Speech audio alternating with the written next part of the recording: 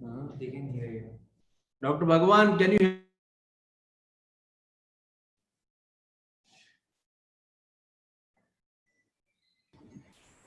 You're not able to hear me, I think, no? Okay. Dr. Asivar, can you hear me? Muted by. Dr. Asivar, Bhagwan Asivar. Start your video. I should start my video.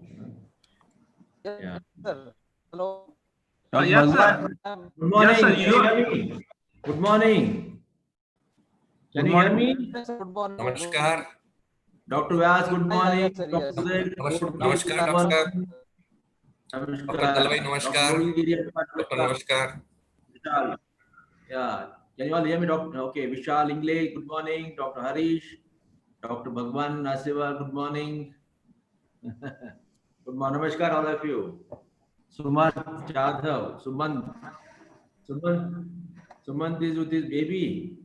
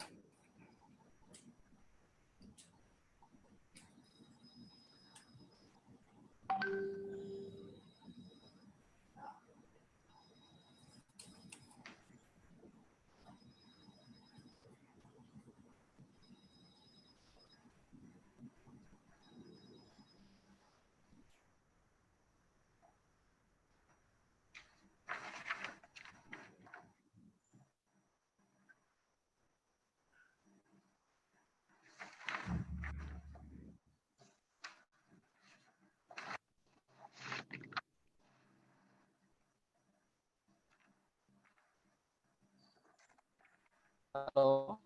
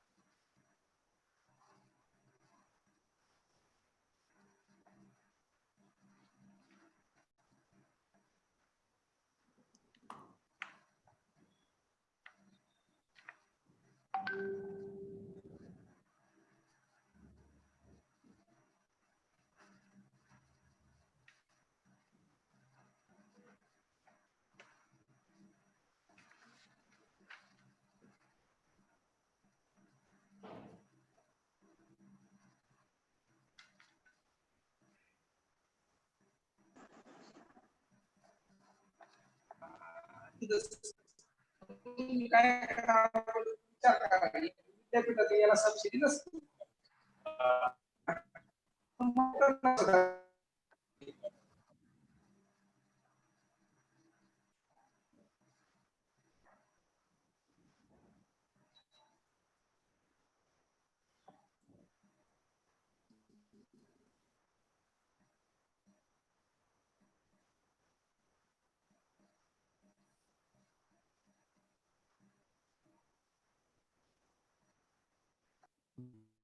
Hello.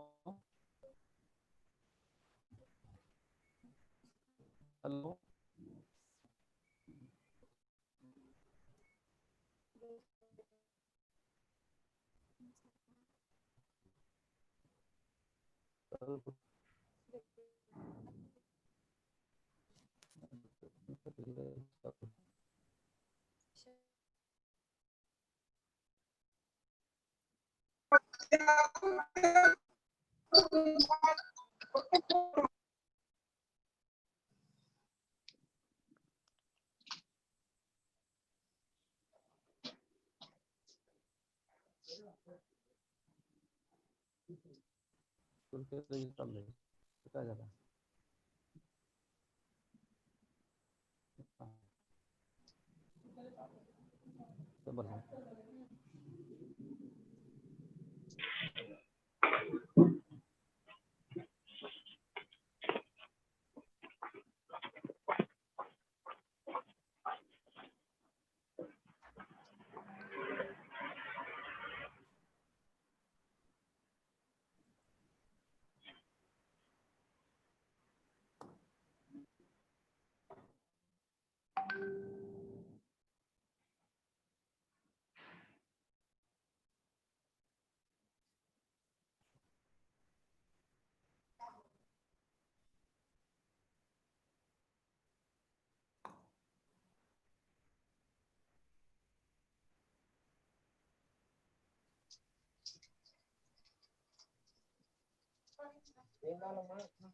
Good morning Aishwar साहब.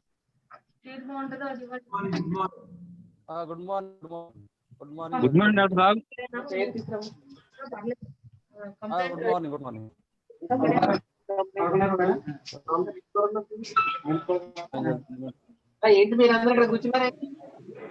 कुलगुरू साहेब join झाले, त्यांना join करून घ्या.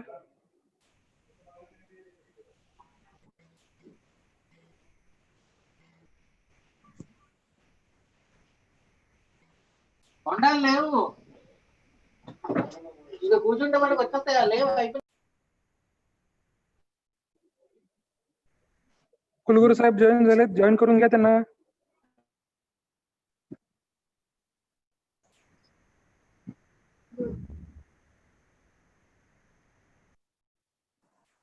केलं join केलं.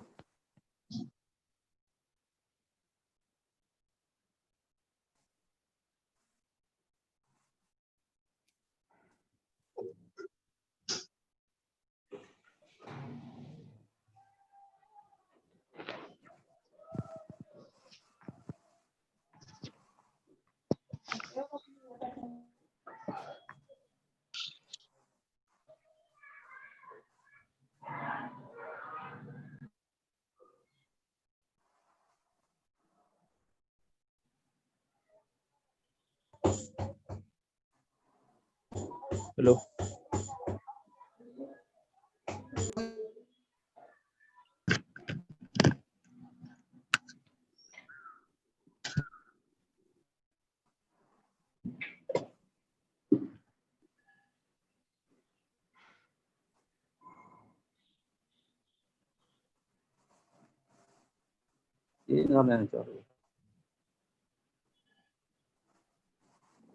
सगळे लोक यायचे हो,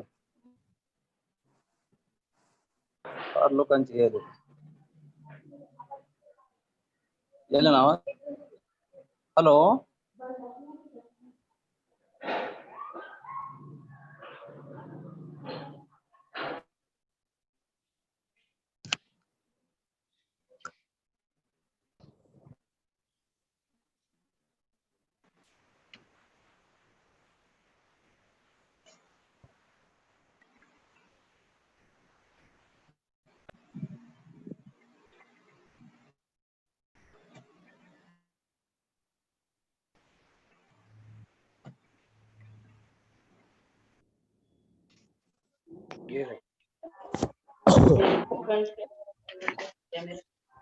वाकडं काय झालंय?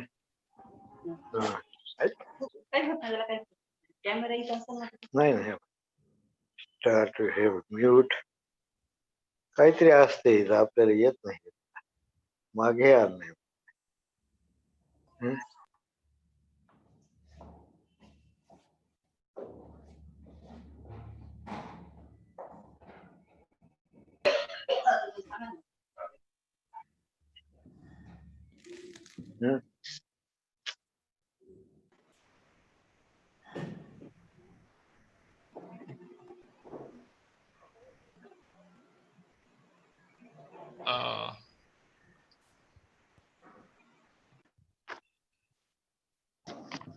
Morning, sir. Good morning. How are you? Yeah, Nice to just see fine, you. fine. I'm very delighted to see you on the screen at least, and you are so punctual in time. In fact, it's a role model for us. Dhawan Saab, namaskar. Namaste, namaste, sir, please.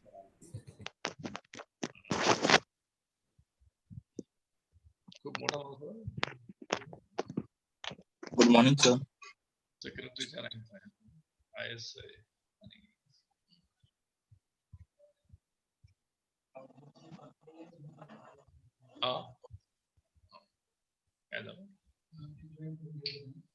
पहिल्यांदा guest join करून घ्या participant करा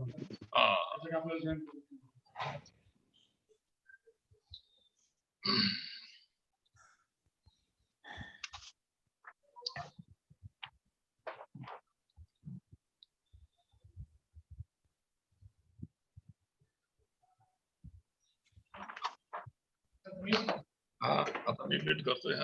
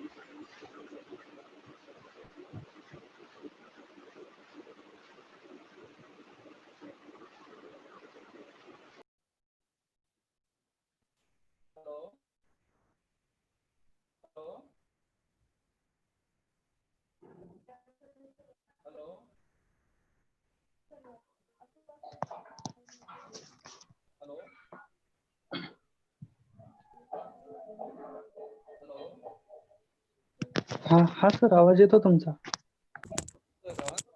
हा येतो sir. Hello. Hello sir. हा hello. हा आवाज येतो सर तुमचा. हा okay.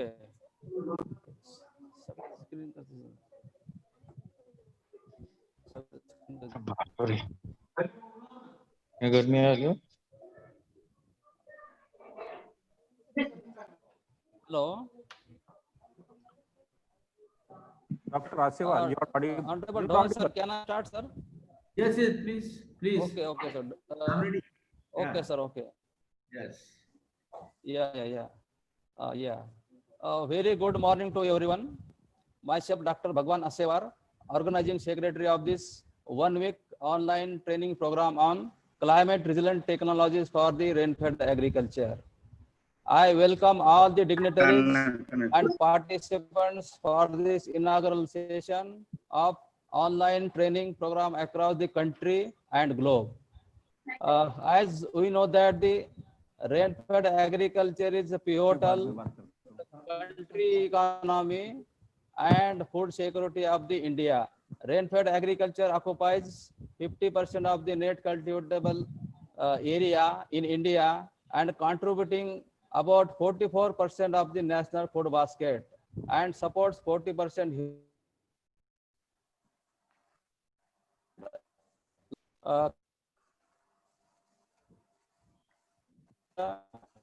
and it is more vulnerable in the India. The land degradation as well as decline total factor productivity in irrigated areas raises the possibility of rainfed regions for future increments in the food production. And under this situation, the development of improved rainfed resilient technologies in the themes of rainfed cropping system, drought management, in situ and ex situ rainwater conservation, in view of this climate change, are very important for enhancing the productivity in the rainfed agriculture. This training program will help the understand the participants what are the impacts of this climate change on agriculture, importance of rainwater management and conservation techniques to cope with the climate change situation for sustainable rainfed agriculture. For this training program, we have got very huge response from the participants across the country and world. Out of 1900 participants, we have selected 475 participants, including overseas participants from Nepal, Malaysia, Myanmar, Algeria, Nigeria, Australia, and all the states of the country. Now it is our privilege to have with us our beloved and dynamic Honorable Vice Chancellor Dr. A.S. Dhawan sir, Chairman of the today's inaugural function, Chief Guest of today's inaugural session, very versatile personality Dr. Ashok Dalwai sir, CEO, National Rainfed Area Authority, Ministry of Agriculture and Farmers Welfare, New Delhi, the Chairman of this International Committee on this doubling of farmers' income. Then another guest of honor, Dr. Vyas sir, Dr. A.K. Vyas sir, ADG, Human Resource Management, ICR New Delhi, and Dr. D.N. Gokhale sir, Director of Instruction and Dean, Faculty of Agriculture. As well as most of the resource persons from different ICR institute like CREDA is there, then TNU Coimbatore, then US Dharwad, as well as US Bangalore, and UHS Shimoga, as well as the one speaker from Pokhara project from Maharashtra also joined for this as a speaker. So this is the brief introduction about the trainings. So now I request Dr. Gopal Shinde, PI and convener of this program, to brief about the NAYAB. This is the ambitious project on Center of Excellence for Digital Farming Solutions for enhancing the productivity by robots, drones, and AGVs. Dr. Gopal. Dr. Gopal, over to you.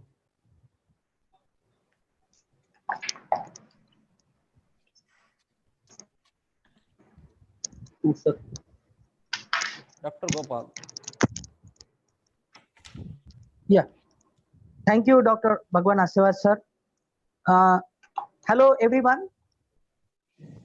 Respected Honorable Vice Chancellor, Dr. Ashok. Am I audible? Yes. Very much. Okay.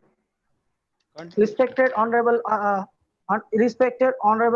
Vice Chancellor Ashok Dhawan sir, Chairman of this today's inaugural session. Respected Honorable Ashok Dalwai sir,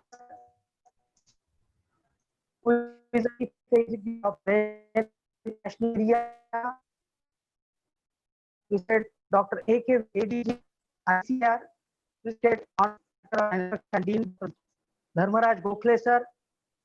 Respected all the senior dignitaries, respected head of the departments. Today I am here to present the National Agriculture Higher Education Program activity. It's one of the activity which we keep in our Center of Excellence, which is granted by ICR and World Bank jointly prepared this NAHP program under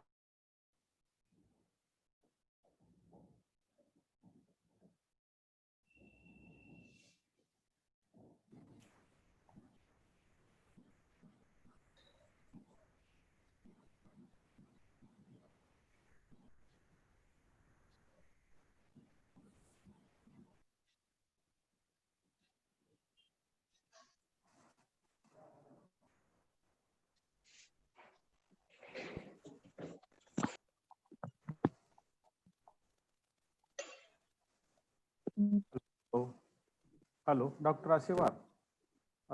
Dr. Shinde is not audible.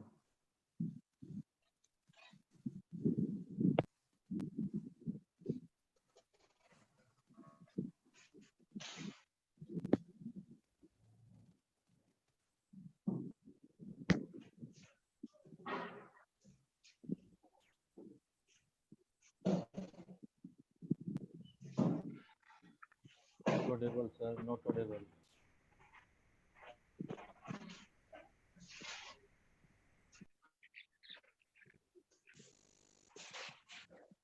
Am I audible? Audible? The title of this 1 week or rain-fed area, and the present situation with the pandemic situation, we are also having a one more important aspect, that is a rain-fed, and how to make the digital technology applications in this agricultural different problems and solution activity. We are going to share the knowledge amongst the different experts and the participants who are joining this program. I'm really happy that Dr. Ashok Dhawan sir, who is a backbone and knowledge this community, is always looking after the present situation and the research formulation, research solutions, participation of PG, PhD students and faculty of the university who will participate in near future for 3 years, and they will definitely derive the solutions. The different devices, digital equipments we are purchasing under this program, and we are actively taking participation amongst these all national, international level institutions such as IIT Bombay, IIT Kharagpur, Washington State Agriculture, Washington State University, Melbourne University. Then we have a Belarus University as a new arrival, and the participation started actively boosting this area. The different scientists from different university world, they are sharing the interest and they are joining with us. So today it is a rich and proudful moment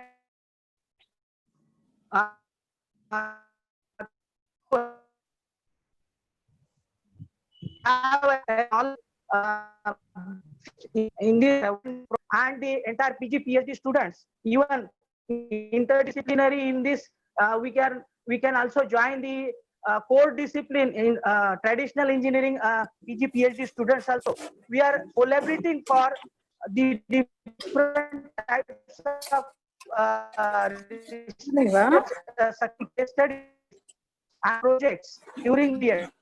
The advanced technology is how it can be fruitful and reach to make the farmers' lifestyle uplift in this activity, for which honorable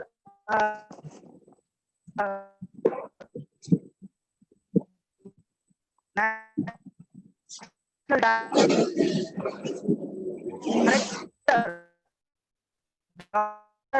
RC Agrawal sir will be asked to all those participants, respected chief dignitaries and participants, to make this event successful. So I thanks to organizer Dr. B.V. Asewar. I thanks to Dr. Pain,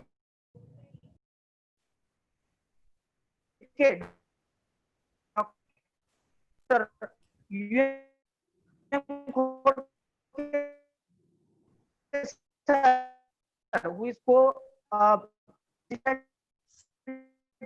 my we are also inviting all the participants in your national, international interested aspirants. Our website, we have designed it NAHEP on site. We are also producing the form which avail the different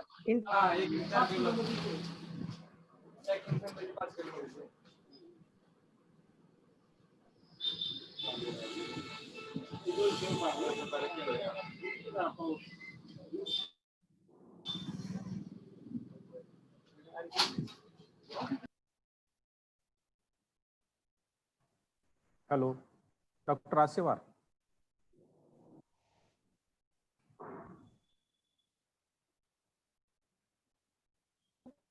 Now, may I request Dr. Sir, in engineering and board member of Nagas VNM Parvani to give his remarks about the training and guest of honor of this gathering. Dr. Photke, sir. Hello, am I audible? Yes. Yeah. Good morning, everyone. I welcome you all for the formal inaugural program of online training on climate resilient technologies for rainfed agriculture. For this program, we have our beloved Honorable Vice Chancellor and Head of VNMKV family, Honorable Dr. Ashok Dhawan sir as Chairman. We have very towering and distinguished personality for this program. One chief guest of today's program, Dr. Ashok Dalwai sir, Chief Executive Officer, National Rainfed Authority of India, Ministry of Agriculture and Family Welfare, New Delhi. Another personality is Dr. A.K. Vyas, Assistant Director General, Human Resource Management, Indian Council of Agriculture Research, New Delhi. Our guiding force, Dr. D.N. Gokhale, Director of Instruction Dean of this university, Principal Investigator of NAHEP project, Dr. G.U. Shinde, Organizing Secretary, Dr. B.V. Asevar, Joint Secretary, Dr. M.S. Pentke, all core team members of NAHEP project, the coordinators of this training program, all participants, faculty, scientists, scholars, and students. We are delighted to introduce this online training course on climate resilient technologies for rainfed agriculture. Agriculture production system depends on many factors. For rainfed agriculture, climate or weather is one of the major factors. Occurrence of erratic weather or climate change, climate variability, although it is beyond human control at present, its effects of this adverse climate can be mitigated or can be reduced by implementing climate resilient technologies in rainfed agriculture.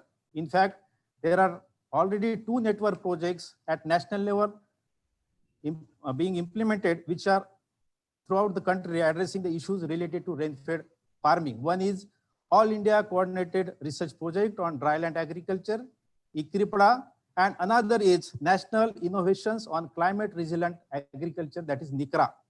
One more project, a ambitious project, is being implemented in the Maharashtra state, that is POCRA, that is Project on Climate Resilient Agriculture. All these projects aims to enhance resilience of Indian agriculture to climate change and climate vulnerability through strategic research, development of climate resilient technologies and their demonstration, and also capacity building among the stakeholders. The research on adoption and mitigation not only covers crops and natural resource management, but also covers livestock, fisheries, and other farming enterprises.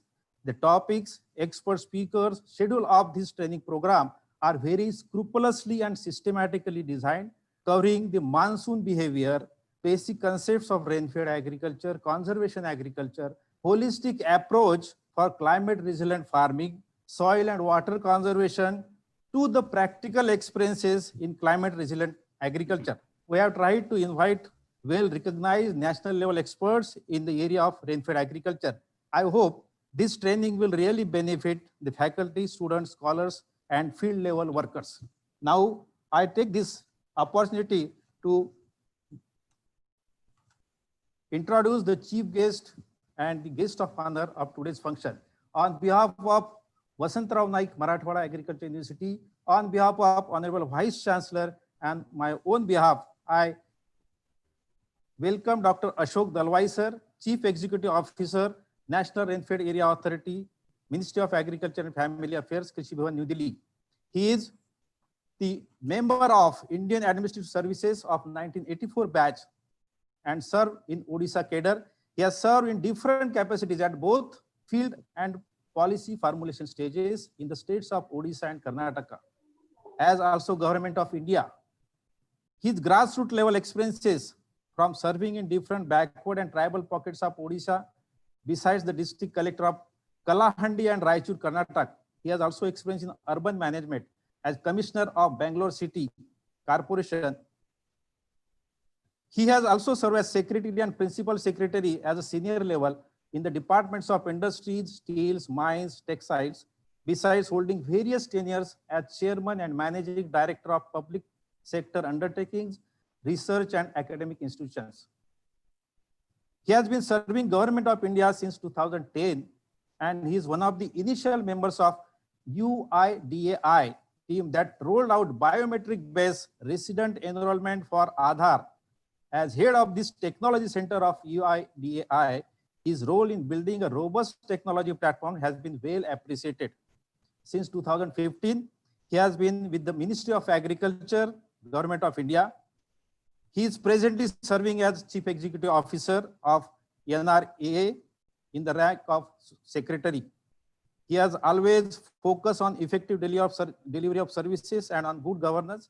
Some of the important contributions include the first agriculture policy of state of Odisha, first textile policy of Karnataka, self-assessment scheme for assessment of property tax in the city of Bengaluru, a new initiative in solid waste management, launch of Swachha Bengaluru, participatory irrigation management, restructuring of state PSUs.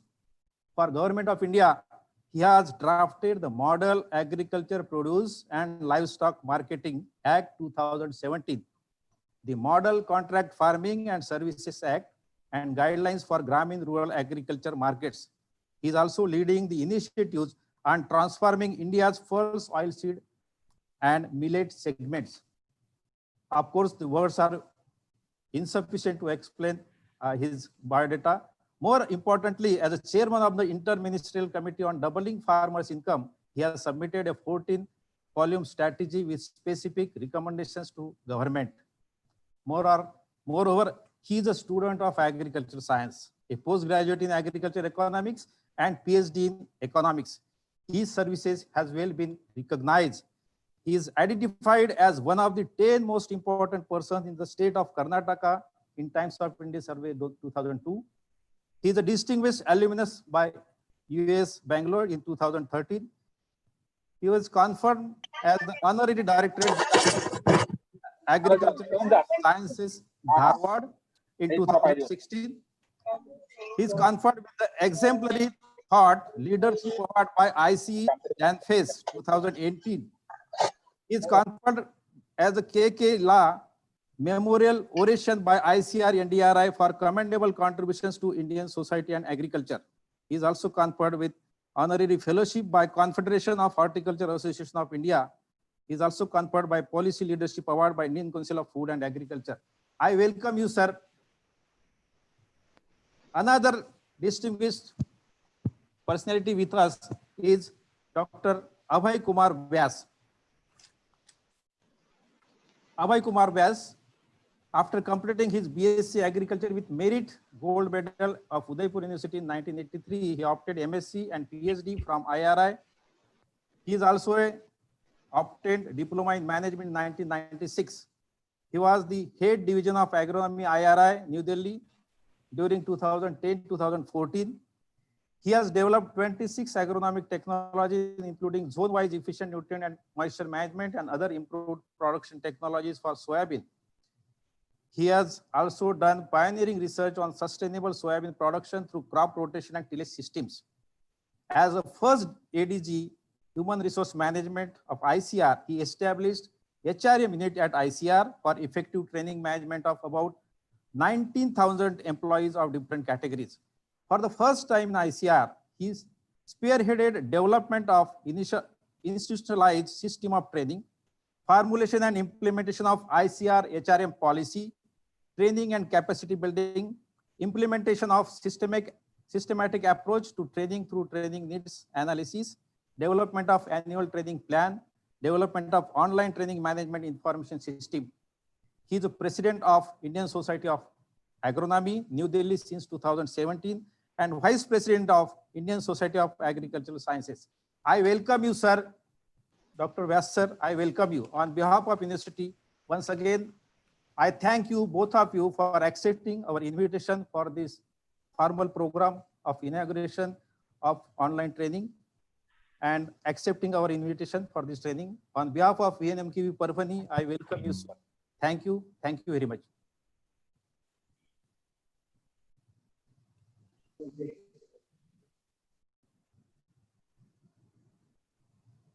Dr. Ashivar.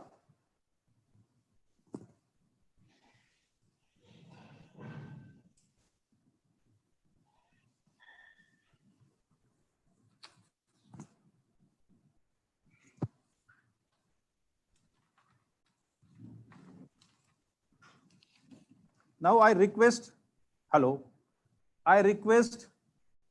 Dr. D.N. Gokhale, sir, Director of Instruction and Dean, Faculty of Agriculture, to guide the audience. Dr. Gokhale, sir. Gokhale, sir, please. Thank you very much. Good morning to one and all. Honorable Vice Chancellor, Dr. Ashok Dhawan, sir. Respected Chief Guest of the today's function, Dr. Ashok Dalwai ji, Chief Executive Officer, National Rainfed Area Authority, Krishi Bhavan, New Delhi. Guest of Honor, Dr. A.K. Vyas, sir, Assistant Director General, ICAR, New Delhi. Dr. Prabhat Kumar, National Coordinator, NAHEP, ICAR, New Delhi. My colleagues and convener of this online training program, Dr. Sujam Kudke, Associate Dean and Principal, College of Agriculture Engineering, Parvani. Dr. Gopal Shinde, PI of NAHEP Project, VNMQV Parvani. All core team member of NAHEP Project, distinguished guest and the participant to this 1 week online training program on climate resilient technologies for rainfed agriculture. I appreciate the organizer of this 1 week online training program for selecting this theme.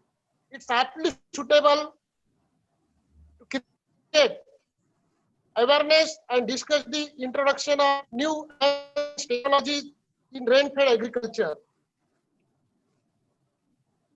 Today, agriculture is becoming a highly driven by technologies, especially climate change impacts on agriculture are being witnessed all over the world. But countries like India are more vulnerable in view of huge population dependent on agriculture, excessive pressure on natural resources, and poor coping mechanism. Plan adoption is essential to increase the resilience of agriculture production to climate change. Improved agriculture practices for diverse ecological regions in India have potential to enhance, increases agriculture tends to support climate change adoption because they increase resilience and reduce yield variability under variable climate.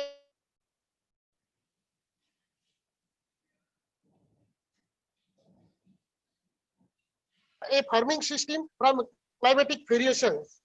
Among the technologies that help to adapt to climate change in Indian agriculture are soil organic carbon built up in situ moisture conservation, residue incorporation, residue water harvesting and recycling, growing drought, and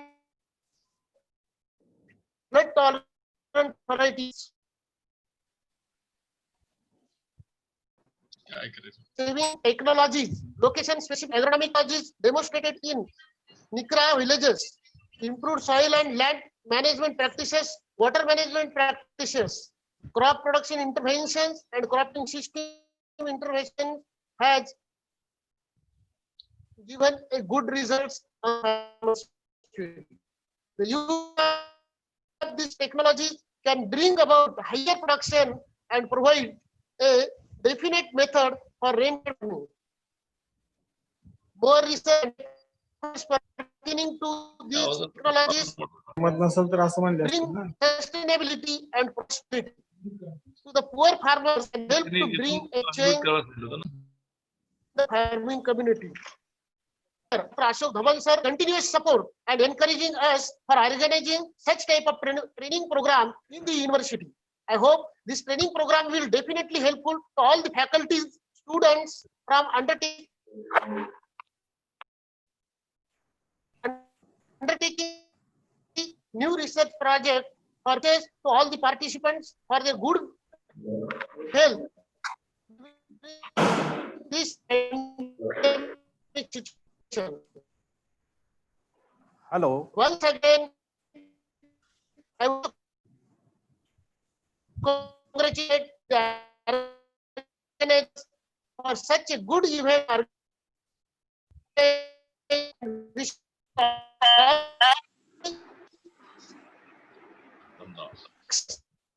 one resilient agriculture. इसलिए आप साथ में बैठने से इसको थोड़ा जाके आ जाता हूँ मैं फिर. Hello.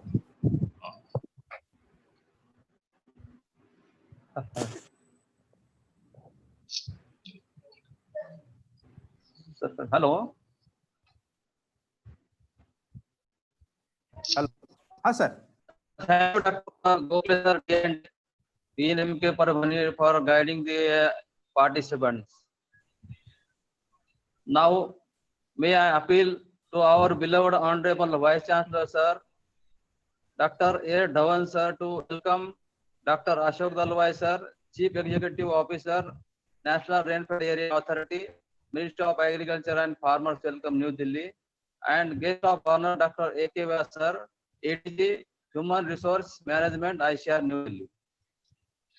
Okay, good morning, everyone. In fact, my colleague, Dr. Khorke, has elaboratively introduced both the guests, but I find it my pleasant duty to extend a hearty welcome to both the dignitaries, Dr. Ashok Dalwai, sir, and Dr. A.K. Vyas. Of course, we still cherish the memories of your association with us, amongst us, as a chief guest during our annual function of the Indian Society of Agricultural Economists, and we still remember your scholarly discourses on the occasion, sir. I would prefer to call him as a scholar administrator, and I'm very happy to see him today again. I also extend my sincere welcome to my personal friend. Our friendship spans over 3.5 decades or little more than that, Dr. A.K. Vyas, since our student days in IRI. Vyas is an agronomist of a par excellence, and he comes from both university system and ICR system. He has been in the teaching as well as research, and now he's in the agricultural administration. In fact, I was looking forward to welcome Dr. Vyas personally in the campus, but because of the COVID-19, it was rather difficult, but I'm very happy to see him maybe in a virtual mode once again. I extend a hearty welcome to both the dignitaries on behalf of my university and of my own. Thank you very much. Thank you, sir, for your gesture. Now, I would like to request today's guest of honor, Dr. A.K. Vyas, sir, ADG Human Resource Management, ICR, New Delhi, address the participants on this occasion. Thank Vyas, you. sir. Yes. Am I audible? Am I audible? Yes, sir. Yes, yes, yes. Okay, thank you. आप सभी को मेरा नमस्कार. Respected Dr. A.S. Dhawan, Vice Chancellor, VNMKV, Parbhani, Chief Guest of the program, Dr. Ashok Dalwai, CEO, National Rainfed Area Authority, Dr. D.N. Gokhale, Director Instructions and Dean, Dr. B.V. Asewar, Head Department of Agronomy and Organizing Secretary of the program, conveners of the program, Dr. Khode, Dr. Shinde, all faculty members of the university, dear participants from India and abroad, as well as students. At the outset, I express my sincere thanks to Dr. Dhawan, Honorable Vice Chancellor of the university, for welcoming me, inviting me, and giving me the opportunity to share my views with all of you. As you all know that running an organization successfully, we need 3 types of resources: physical, financial, and human resources. Of course, among all the resources, human resource is the most important, vital, vibrant, responsive, and the key resource for any organization. Any organization is known by the quality of the human resources and the performance of the human resources in the individual capacity as well as for the organization. As you all know that the individual performance depends upon the competency of the individuals. And when we talk about the competency, it is in reference to knowledge, skill, and attitude. That is why we need time to time training and capacity building programs to improve knowledge, skill, and attitude. And that is why it has been said that the training and the capacity building is the second most important activity of human resource management after recruitment. I'm a little bit, I say that unfortunately, the training and capacity building has not given that much importance as it should have got. Today's training program, which is on the climate resilient technologies and the rain-fed agriculture, certainly this will add to the knowledge to all the participants, as well as it will also add to the resource persons. Because I think that it is not only the one-way process, it is interactive process, and the participants are also very much learned, and they are also enriched with a lot of experiences in the climate resilient technologies, as well as the rain-fed areas, needs and the problems. So since due to the COVID problem, where we are forced to organize only the online training programs, and that is why I will say that out of the three competency components, will be mainly addressing the knowledge. Skill will not be able to be addressed because the skill requires practices, practicals, and the hands-on training, and one-to-one sessions. And more importantly, attitude is also not being addressed in such type of knowledge-intensive training programs. Rather, I will request the organizers that wherever there is a program of 3 days or more than 3 days, some sessions should also be there on the soft skill development. Because until and unless one is prepared to learn something and to use it positively, it is very difficult to, acquiring the knowledge and keeping with us and not sharing with the society, means it is not that much meaningful. As we all know that the agriculture is the backbone of our country, and it has helped in ensuring the food and nutritional security, sustainable development, generating employment opportunities, and alleviation of poverty in the country. Agriculture provides about 50% of the population its livelihood and contributes about 17% in the gross value addition and about 12% in total export. Very rightly, one of our colleagues has said that the total rainfed area is 55%, and even if the whole irrigation potential is explored, then even then half of the cultivated area will remain rain-fed, or it will have to depend on rains. Rainfed contributes about 44% in the total production, and it is sustaining and supporting about 40% of India's population. We can understand the importance of rain-fed areas, that it is about contributing 87% in the coarse cereals as well as the pulse production in the country. It is supporting about 55% production of upland rice, 77% of oilseeds, and 65% of cotton production in the country. So this is the contribution, this is the significance, this is the role of a rain-fed in our life or in our country. Besides, you will find that there are many problems which are associated with the rain-fed areas.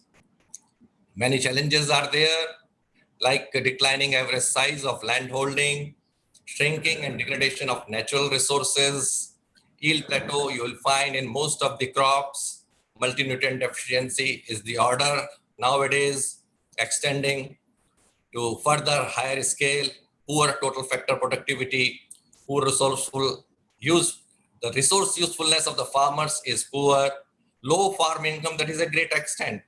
And that is why our Honorable Prime Minister has made a mission in 2016 to double the farmers' income. So it is a great issue, particularly under the rain-fed condition, and the more importantly, the climate change. The climate change has become the reality, and you will find that it is causing increase in the mean temperature, changing pattern of monsoon. You'll find that there is shortening of winter periods, there is change in the pace dynamics, and you'll find there is a shifting in the cropping zones also. So the climate change has manifested the problems of the rain-fed agriculture to a further higher scale. It has increased the frequency of extreme weather conditions, particularly the temperature and the rainfall. And that is why the drought areas are receiving the floods. And where the flood was the day of the order is getting more frequent droughts. So under such situations, there is need of paradigm shift. The small changes will not work, and we have to bring some of the changes in our approaches, in our strategies, and we have to develop such technologies which are able to transform agriculture production system, particularly at the farm level, not at the field level or at the research field level. They should go to the farm level to generate more income and bring resilience in rain-fed areas under changing climate scenario. When we say water means we have to make a transformational change, then we have to give more priority, we have to go more thrust, or we have to shift some of the things, and we have to shift from low priority to high priority to rainwater management as far as in situ rainwater management and ex situ rainwater management is concerned. This is the most important activity to bring resilience and stability and sustainability under climate change scenario, particularly under the rain-fed areas. We have to shift from cropping system to farming system approach. We have to shift from solitary management to integrated management approach, whether it is integrated nutrient management, integrated weed management, integrated pest management, and more importantly, we have to talk about in reference to integrated crop management. We have to shift from open cultivation to the protected cultivation. And because protected cultivation has got its own climate, we have to manage its own climate within the polyhouses. So we have to think on the complete change is not possible, is not advisable, but some change towards the protected cultivation we have to bring in. Other important thing is that at presently we'll find that there is a minimal diversification. From minimal diversification, we have to reach towards the maximum diversification. And when we say that maximum diversification, it refers to the crops, whether they are the field crops or the horticulture crops or medicinal or aromatic plants or spices. Even we have to go for the agroforestry options. So such diversification we have to think, we have to bring in our system, as well as more importantly in practice. We have to diversify the varieties, seeds, pesticides, and even enterprises. At each farm, there should be 3 to 4 enterprises as per the suitability in the background of the local situations and the resources availability. We have to diversify through the post-harvest management also. We can bring the diversification in our produce through grading, through packaging, through processing, and value addition. So such things are to be even more thrust, even more shift is required towards the, we have been doing presently the cultivating the crops and selling the raw produce. From here, we have to go for the sale of the process and the value added produce. So from raw produce, sale of raw produce to sale of processed or value added produce, we have to shift. We have to shift from crop residue burning or the removal towards the retention. We have to move from resource intensive agriculture towards resource conservation technologies. We have to promote the high value crops, low or no cost inputs, on-farm inputs, on-farm renewable sources. Until and unless we make a very comprehensive plan, strategy and approaches, and the various technologies which are addressing all those things has to be put in at the farm level, until and unless this happen, the things remain on the paper only. So in this background, I would like to say that the fate of rain-fed agriculture under changing climate lies in 4 key words. I would like to propose 4 key words which can open the lock of rain-fed and climate change. That is the rainwater management, number 1. Number 2 is diversification. Number 3 is carbon sequestration. And number 4 is remunerative prices of the produce. If these 4 things they happen effectively, certainly our rain-fed areas under even in the climate change scenario will become profitable and remunerative. Under such, in this background, I would like to say that we have to focus on development and application of those technologies which promote these 4 things. There may be some limit, repetition, but the such technologies, because we are talking the climate resilient technologies for the rain-fed areas. So we have to emphasize, develop as well as emphasize the efficient in situ and ex situ rainwater management, resilient varieties, crops, cropping systems, and agroforestry options, the resilient cultural practices and agro techniques we have to develop and use, diversification about which I have already talked and emphasized. Along with that, the same field and the same market, same field and the same market. There's no diversification. So we have to give more options for the market, from local market to the national market and even the international market. So now the government of India has very recently opened up the national markets and is promoting the export of agricultural produce. So the diversification of markets is another important aspect. We have to give emphasis integrated farming system, integrated crop management, protected cultivation of vegetables and the flowers, development of processed and value-added products, conservation agriculture, and resource conservation technologies. So all these things are to be, many of the things are already there, only its effective implementation at the field level. I hope all these topics are being effectively covered in the 1-week training program by the eminent resource persons which you have selected. And I think they will do their justice, and I'm very much sure the participants will be very happy to gain knowledge from the eminent persons. Besides again, towards the end, I would like to emphasize that the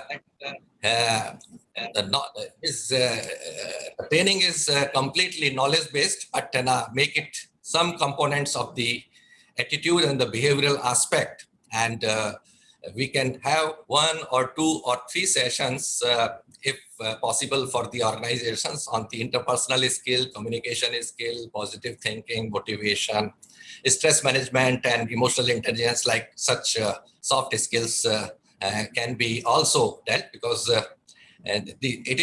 ultimately you will find everybody is in the system. We are not dearth of the knowledge. We are, I'm a little bit more explicit, I think, and you may forgive me if I say we are dearth of the right attitude.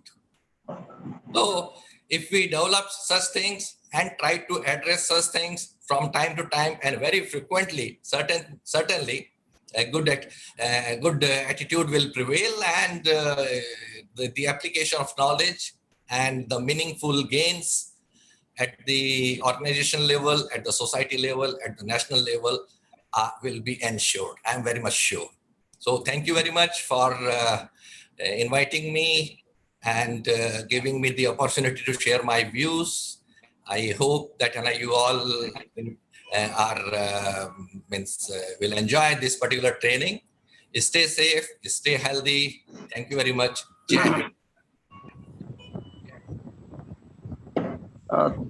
Thank you very much, sir. Your critical suggestions under EAP, sir, Equity Action Plan, we are going to conduct this soft skill development training, as well as attitude and behavioral aspects of the PG and PhD students, sir. So I am very thankful to you, sir, for this guidance as well as remarkable critical suggestions. Now, I humbly request our chief guest, Dr. Ashok Dalwai, sir, Chief Executive Officer, National Rainfed Area Authority of Agriculture and Farmers Welcome, New Delhi, to guide the participants at this virtual gathering. Dr. Dalwai, sir, please.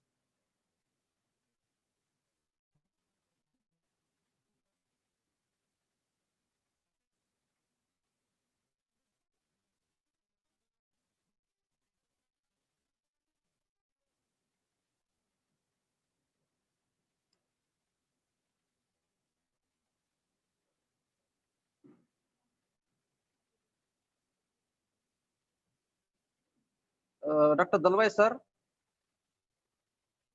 Hello. Hello. Can you hear me now? Yes, yes, sir. Yes, please, sir. Let me restart. Yeah. Yeah. Respected Chancellor Dr. Ashok Dhawan, it is always a pleasure meeting you, and thank you for inviting me to your prestigious institute. I remember the beautiful moments I had with you when I was there last time. Dr. Vyas, you have covered a lot of ground. You have encompassed both natural resources and human resources relating to agriculture science and agriculture scientists. Thank you very much. Dr. Gokhale, I remember the tasty cup of tea that you offered me at your room when I was there with you. Nice to see you again. And of course, Dr. Bhagwan Asevar is always in touch with me. And I recognize the presence of Dr. Shinde, Dr. Kodke, Dr. Penke, and all other senior academic and scientific manpower of the university. Good afternoon, good evening, and good morning to all the participants spread across the globe. It's such a wonderful thing that Parbani has been able to interconnect and bring everybody on common platform, on this virtual platform. So I am really happy that you have chosen this very important topic of climate resilient technologies for rainfed agriculture. It is no gainsaying that the future growth of Indian agriculture will have to come from rainfed areas. The main reason being that the marginal rate of returns on the capital investments as also the technology investments in irrigated areas have begun to plateau for various reasons. Whereas we have a large swathe of rainfed agriculture in a country, accounting for 52% of the net cultivated area of the country, where the fruits are low hanging, we have not been able to harvest them as yet. So I am convinced that with appropriate package of technology, extension, and government price policy, we should be able to harvest the advantages that this 52% of the net cultivated area of the country offers to us. As an illustration, let me compare the per hectare yields in irrigated areas and rainfed areas. We have 3.1 tons per hectare average in irrigated areas, in contrast to 1.1 ton per hectare in rainfed areas. So a minor intervention in terms of technology, supported of course by price policy, is going to take us a leap forward in terms of the productivity and the production. That is just one example I wanted to give you. Now, when we talk about rainfed agriculture or India's agriculture or the global agriculture, all of us must be concerned about the climate change. Now, climate change is no more an esoteric subject. It's something that nobody doubts about it. Everybody is now convinced that we have a negative impact of climate change. We need to mitigate, we need to adapt. As an illustration, the temperature, for example, between 1895 to 2005, 100 years, for example, the rise in temperature is 0.6 degrees Celsius compared to between 1895 and 2000. That means within 5 years, between 2000 and 2006, we had a rise in temperature. In fact, between 1995 and 2006, the globe has recorded the 10 highest and hottest temperature years. And the world has been maintaining the climatic parameters right from 1850, and India has been maintaining from 1888. So we have good trends to illustrate that the temperature rises are very obvious in the last 2 decades. Now, why does climate change happen? It is very important for us to understand, because we have scientists from different universities and ICR institutes. I think it is very important for us to understand that agriculture also contributes to climate change, while also it is impacted by climate change. Globally, while 62 to 70% of the climate change contribution in terms of greenhouse gases may be coming mostly from industry and energy sector, in case of India, it is agriculture which surpasses the industry sector. That only shows that India is still at a lower level of development. So in our country, while 63% of the greenhouse gas emission happens from the energy composition, it is 28% that comes from agriculture and 8% industry. So we, in the domain of agriculture, must also be concerned as to why we are emitting so much of greenhouse gases. And within the agriculture sector, it is the enteric digestion that happens in the animal husbandry sector, the livestock sector. It is the paddy fields, the vast paddy fields of the country, which also contribute to the greenhouse gases. So we will have to make necessary interventions in livestock management, as also the paddy cultivation, if agriculture has to reduce the amount of greenhouse gases it has been releasing. Now, within the greenhouse gas composition, we have to look at 3 major contributors: carbon dioxide, methane, and nitrous oxide. Because these 3 contribute or account for 97% of the cumulative greenhouse gases that are released within the agriculture as well as the other sectors. Now, carbon dioxide is very important from agriculture production perspective. We keep talking about soil organic carbon, importance of carbon sequestration, etc. So we should understand what is carbon dioxide doing.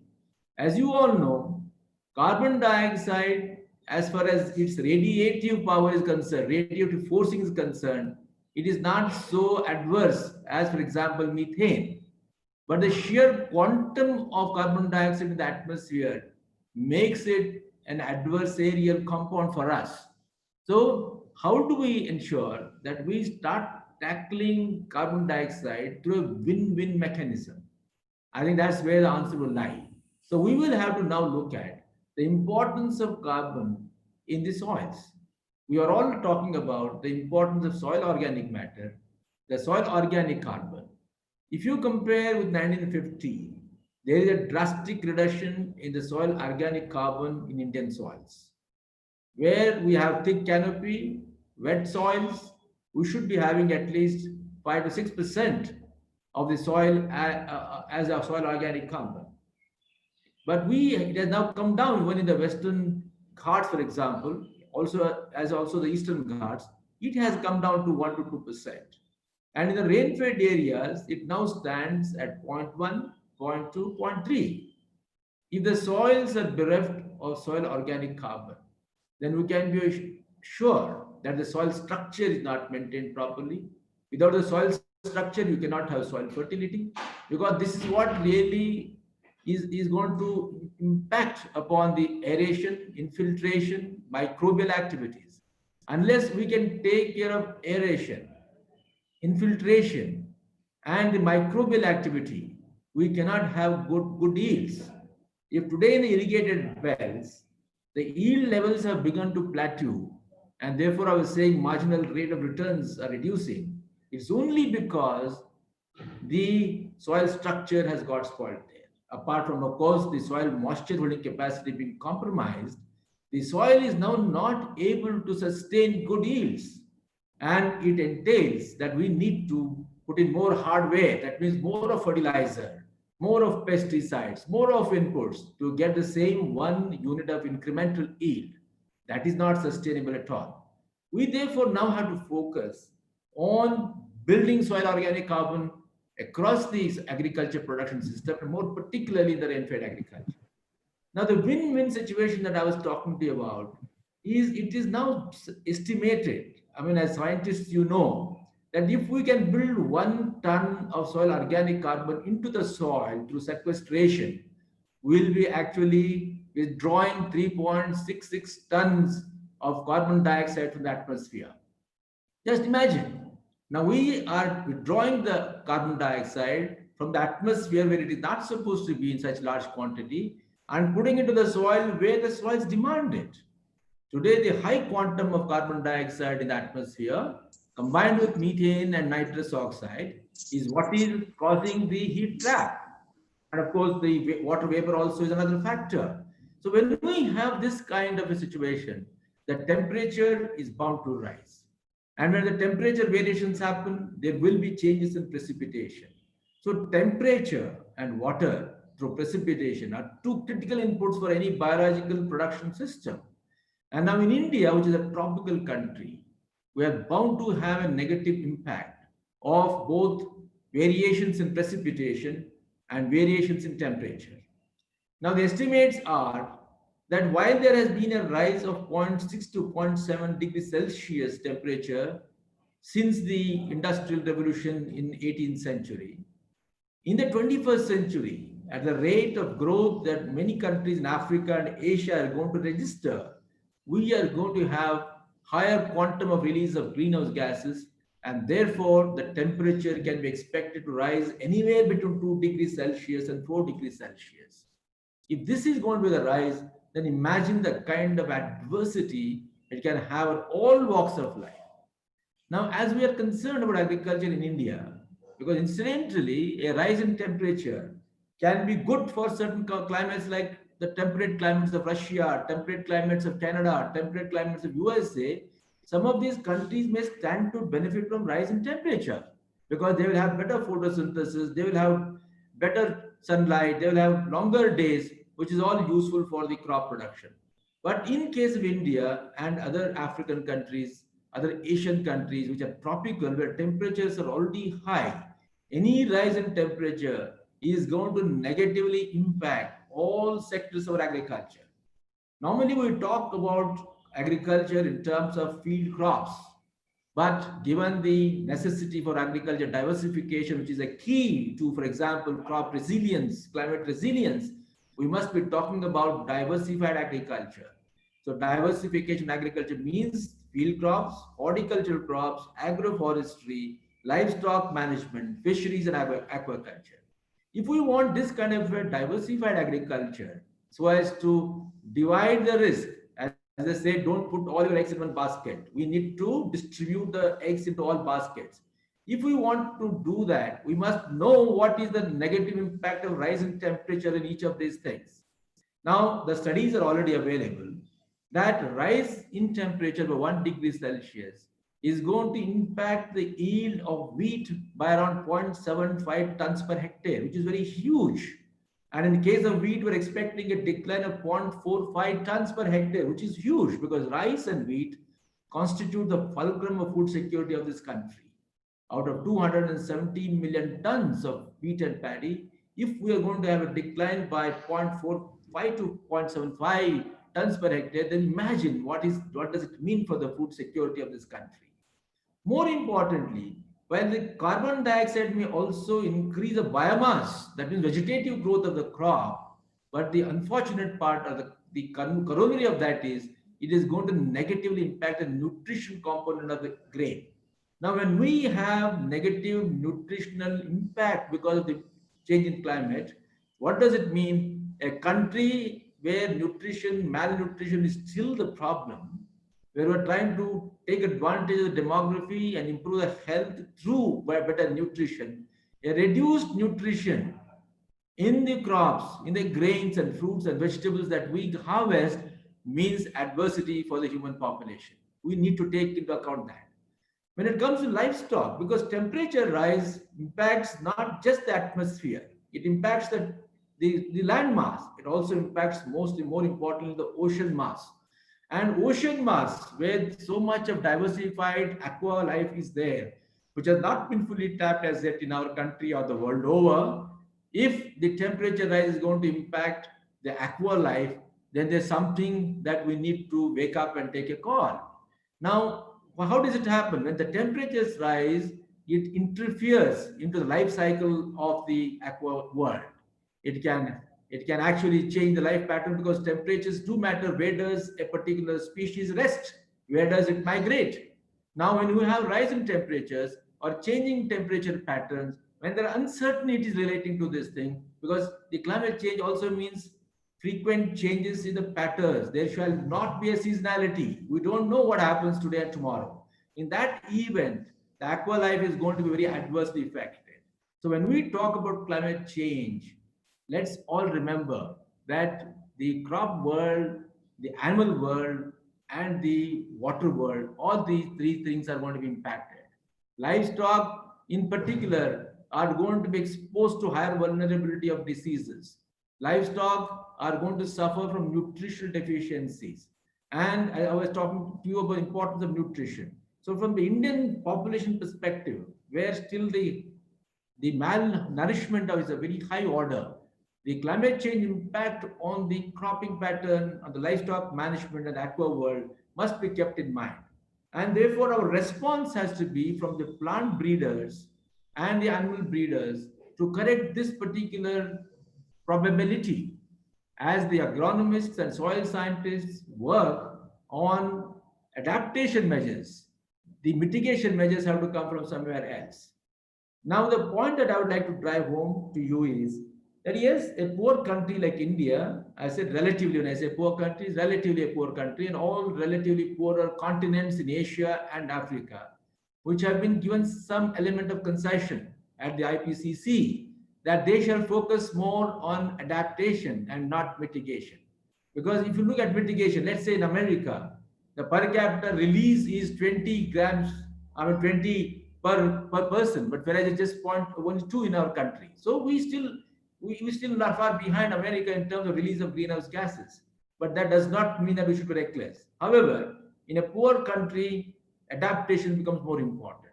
So the climate resilient agriculture means what kind of agronomic practices, what kind of soil management, what kind of water management practices we bring in, and through various kind of research, demonstration, and transfer of technologies to the farmers, we popularize them. So that is where I think Dr. Vyas was talking about. I will not go into those technologies because you'll hear a lot about those things, but at the conceptual level, I would say that our breeders have a work to do and our agronomists and other scientists have a work to do. So everybody's hands are going to be full. Now, another aspect that I would like to bring, because I'm sure there are a lot of people from agrometeorology also here, when we talk of climate resilient agriculture, what we are meaning is that we're trying to adapt to the changes that are going to happen in the soil, in the water, in the atmosphere, etc., etc. But then we should be able to go beyond that, because we need to prepare our farmers and the people to negotiate the risks that are probable from this kind of variations. For example, one of the variations is going to be increased weather frequencies. There can be larger number of floods, there can be larger number of droughts.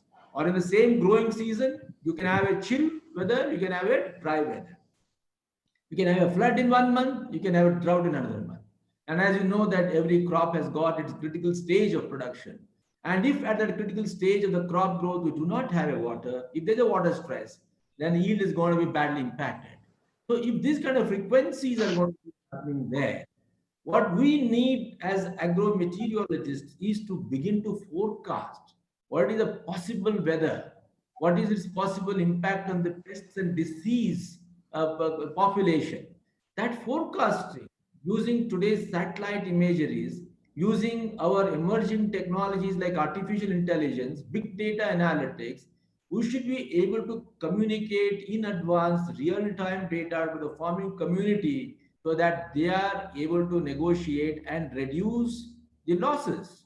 Because as they say in any enterprise, whether it's industry or agriculture, where we try to maximize the revenue, we should also be trying to minimize the losses. So agriculture, which is an extremely vulnerable domain, highly exposed to vulnerabilities, including weather patterns, and more so in the climate change context, we should be able to tell the farmers how to minimize the losses.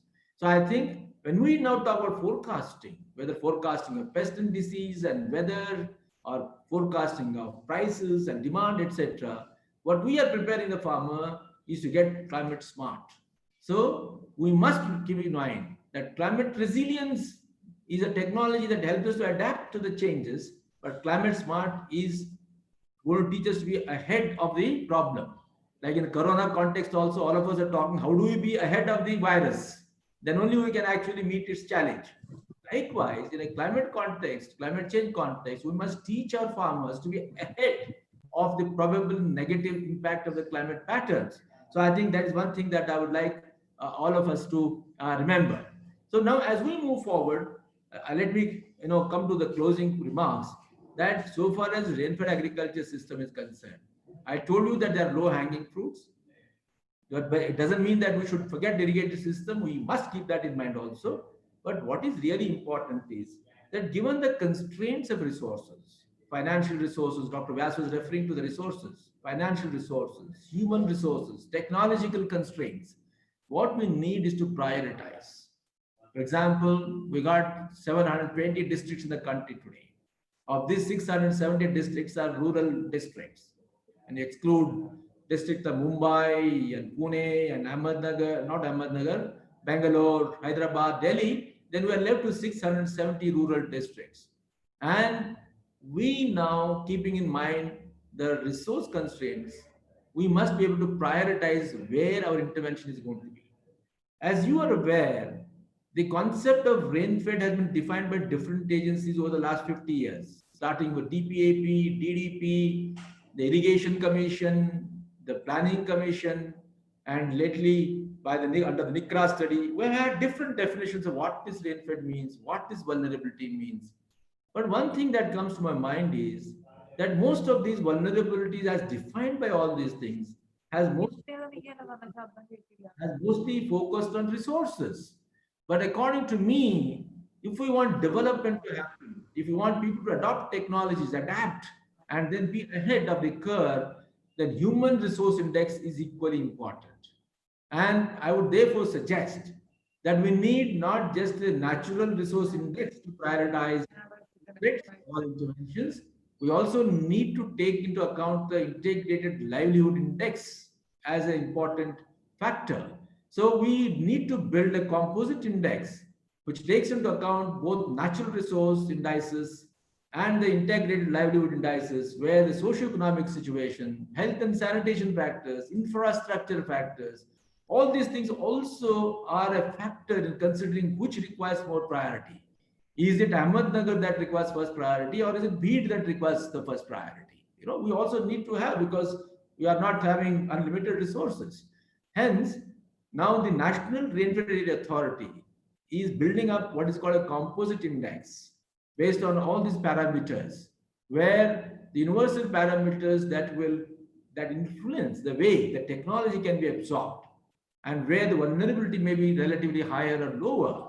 So once we have this composite index, I think it will help the country in terms of various ministries, both at state level and the district at the national level, the departments, organizations, as also the NGOs, universities, to then start focusing on those districts which require priority attention in terms of the comprehensive treatment.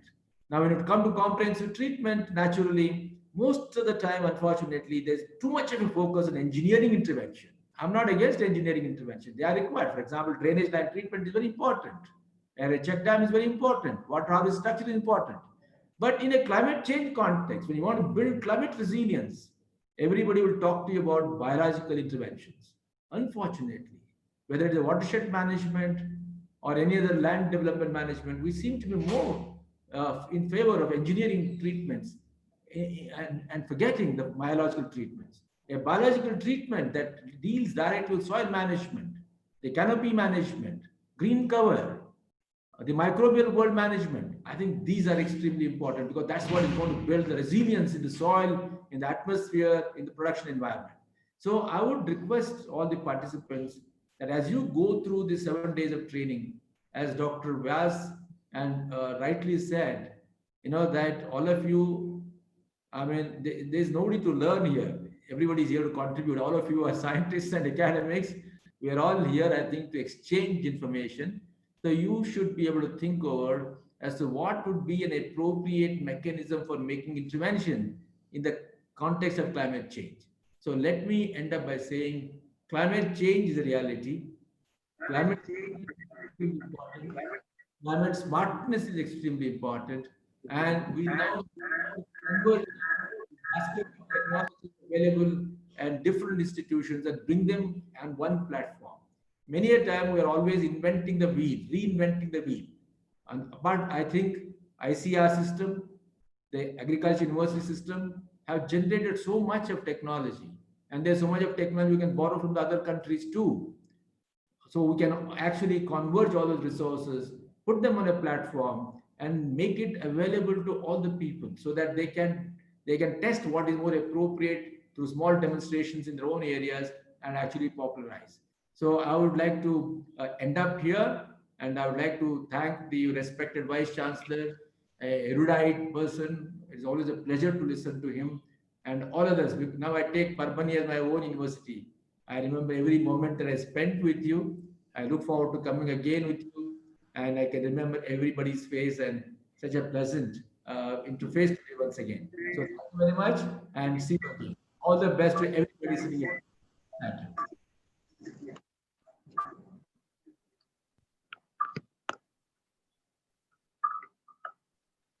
Thank you very much, sir.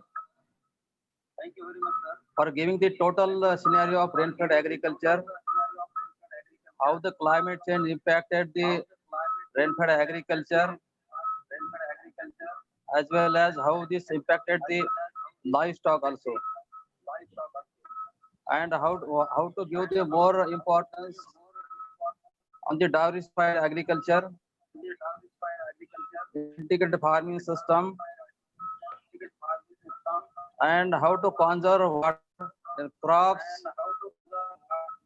and soil water management for encouraging the resilience in Indian agriculture.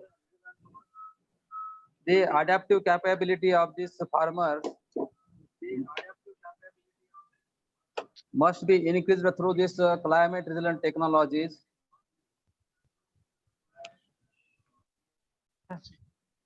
Also, given the importance of for increasing the resilience in the situation of climate change. So I personally very thankful to you for having our chief guest. So now may I appeal our Honorable Vice Chancellor, Sir Dhawan Sir, Chairman of today's inaugural function, to bless the gatherings with presidential address. Dr. Dhawan Sir, Honorable Vice Chancellor. Okay, once again, good noon to every one of you.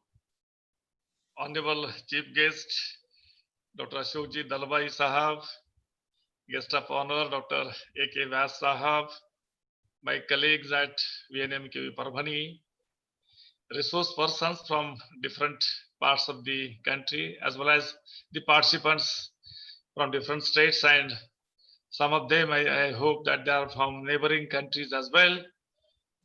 I'm really happy and delighted to see all of you today. And particularly, I'm very thankful to both the dignitaries for their scholarly discourses. Friends, we have been busy in last 2.5 months in organizing the online training program on different thematic areas.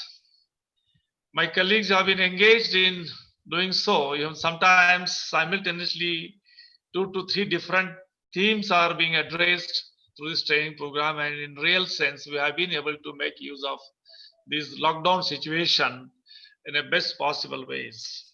This time we have chosen a theme, the climate resilient technologies for rainfed agriculture. And both the dignitaries have very widely covered all issues and intricacies related to the rainfed agriculture, and rightly so, because the rainfed agriculture still contributes immensely to the food basket of the country.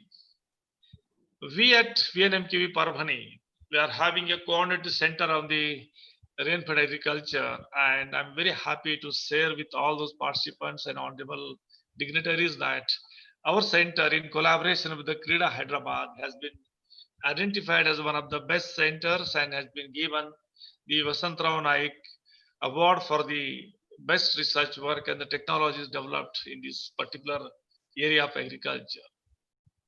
As has been rightly said by both the dignitaries, that we have to diversify our approaches to make sure that the rainfed agriculture will be more remunerative, more paying to the farming community.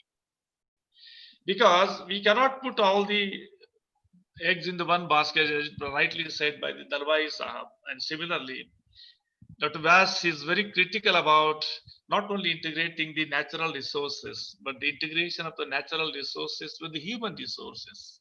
And when he was saying so, he was more critical about training of the manpower, capacity building. Right now, he's engaged in capacity building program under the aegis of the National Agricultural Research System. And I'm very sure, it's a bit natural that he gives more emphasis on that. Risk distribution in agronomy. We have different approaches and how best we can integrate.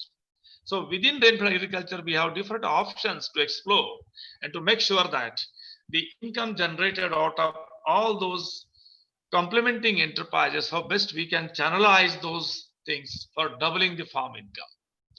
And there are many options actually, and how best we can, as far as the agriculture is concerned or rainfed agriculture is concerned, how best we can integrate the rain water harvesting and the nutrient management, resource management, animal component, and how best we can complement each approach so that overall productivity of the rainfed agriculture and there is a adequate risk distribution.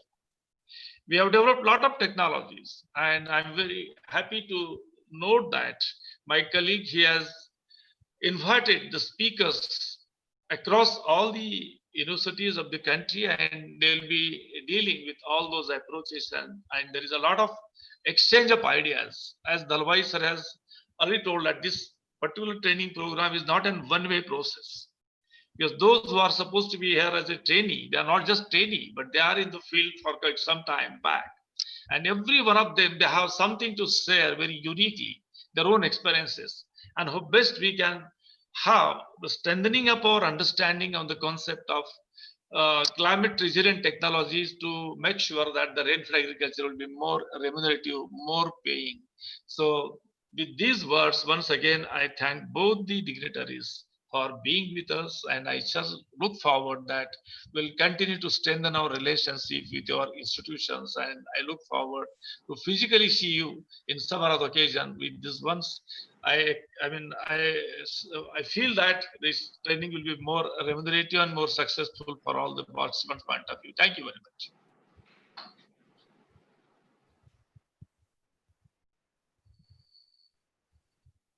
Otherwise, the scenario of the rainfed agriculture. Now, I would like to request Dr. M.S. Pendke, Joint Secretary of the vote of for proposing the vote of thanks.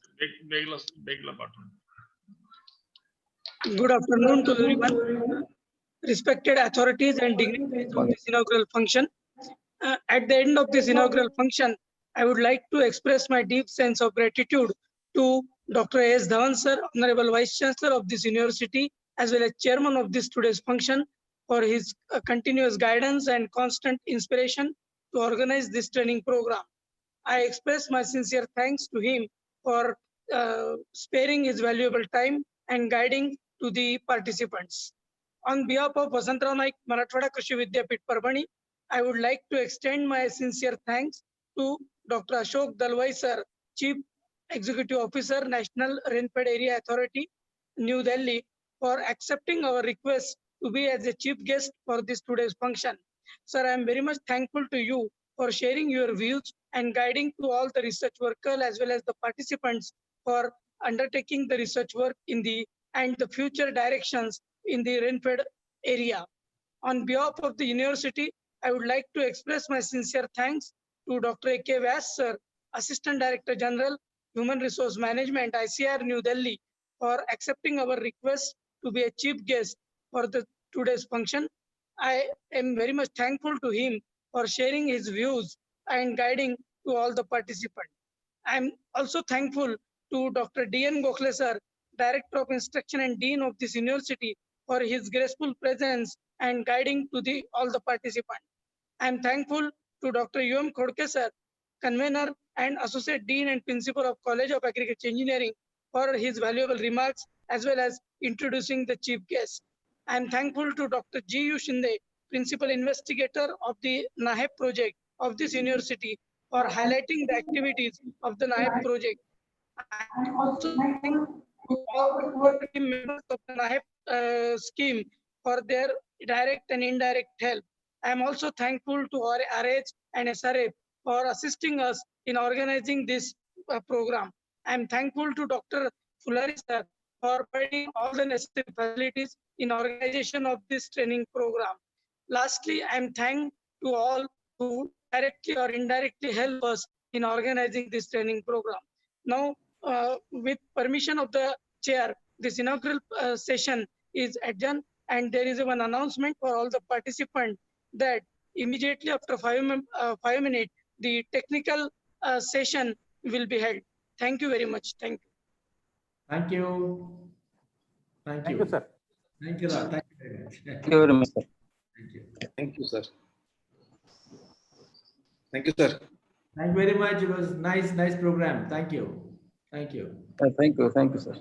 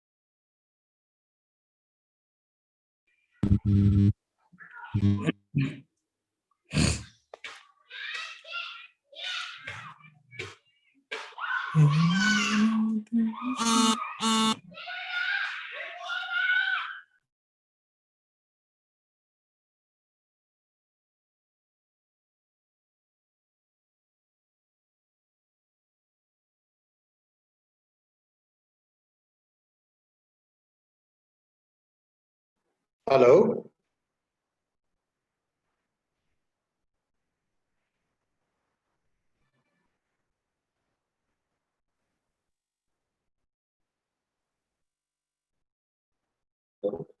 Yeah.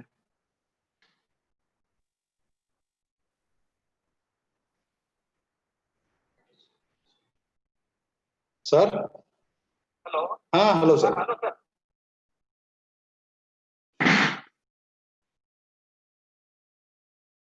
Hello. Hello, sir. Hello, Patil, sir. Oh, is this call for me? Hello. Yes, I'm here. Sir, Now we will start session within 5 minutes. Within 5 minutes. Yeah, I heard that one. Yes, okay, no problem. Okay, sir. Meanwhile, you will share your PPT. Can you share Yes, your yes. PPT? Sure, sure, sure. Okay, sir.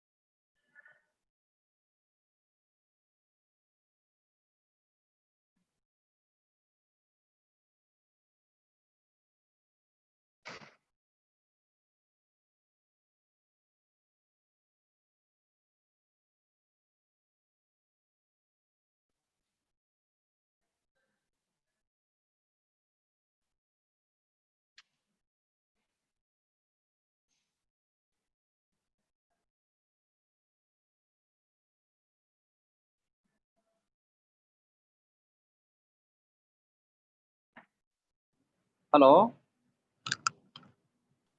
Hello. Hello. Good afternoon, sir. Good afternoon. Share your PPT, sir. Hello. Hello. Speaker is not audible, sir. Hello. Now it is audible. Hello. Hello. Sir, myself, is audible to you. You are audible to me, but speaker is not audible to us, sir. Okay. I will call him. Just call Yes, Dr. sir. Harish Patil, sir, Yes, because yes, sir. his voice is not audible. Yes.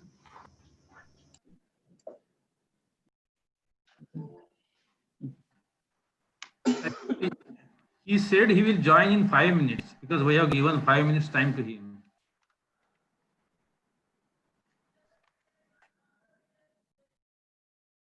Joining and sharing his PPT.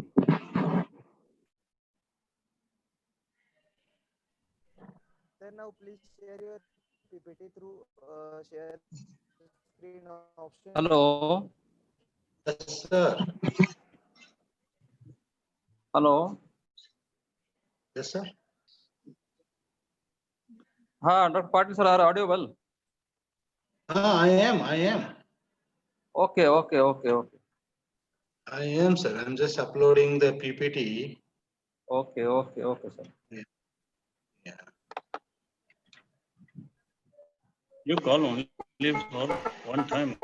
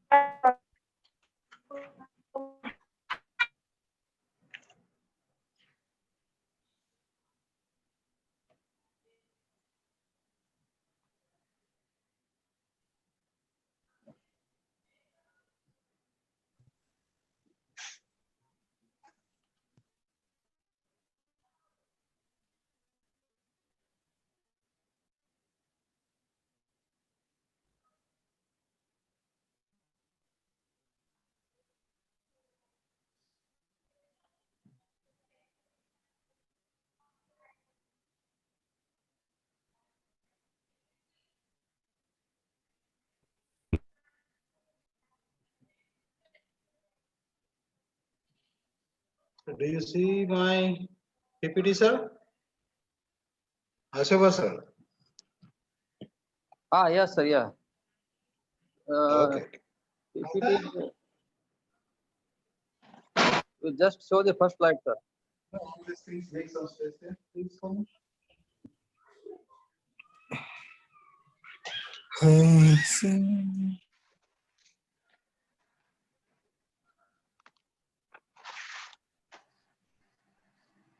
Now it is visible, sir. Okay. Okay. Now it is visible. Okay. Good.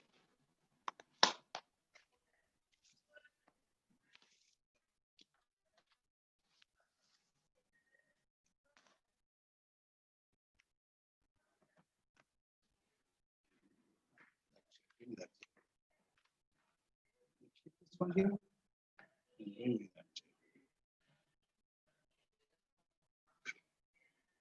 Close those buttons.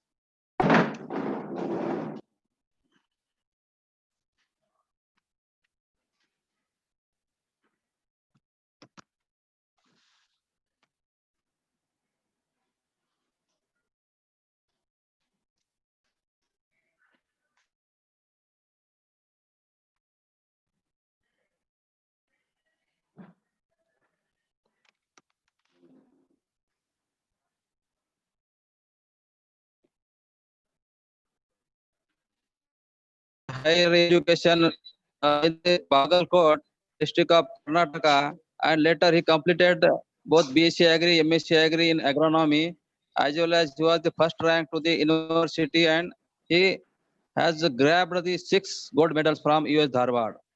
After that, PhD in 2000, he has working as an agroforestry system in and the project funded by the ICFRE Dehradun. Dr. Patil joined the university service as an assistant professor a day after completing the PhD, and uh, worked as a number of campuses and capacities involved in teaching, research, extension activities.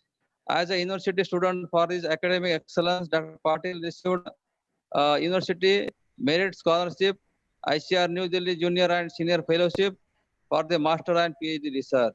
He also received ASPI Mumbai as well as ICR Dehradun Fellowship for Masters and PhD degree program. As a young researcher, Dr. Patil received ISCA Kolkata Young Scientist Award in 2003 and ICR Lal Bahadur Shastri Young Scientist Award for the biennial in 2006-7 for his research work on the agriculture and forestry sciences and natural resource management. Dr. Patil is a very young age of 30.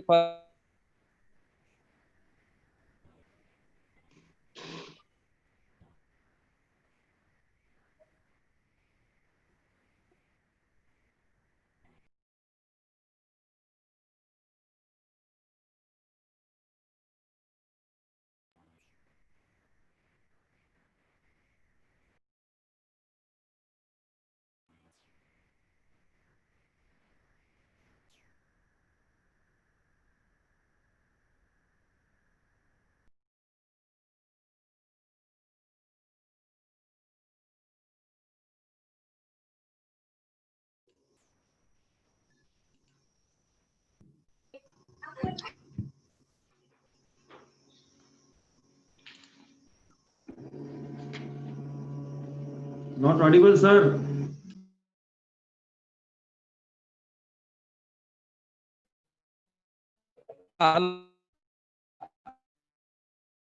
More than scientific papers in high impact international and national journals, more than 15 book chapters, and traveled as well as presented project work at more than 25 international conferences across the countries, 20 countries in North and South America, Europe, Africa, Australia, and his professional work has been recently recognized as Distinguished Scientist Award at GRISAS 2018 International Conference at Jaipur.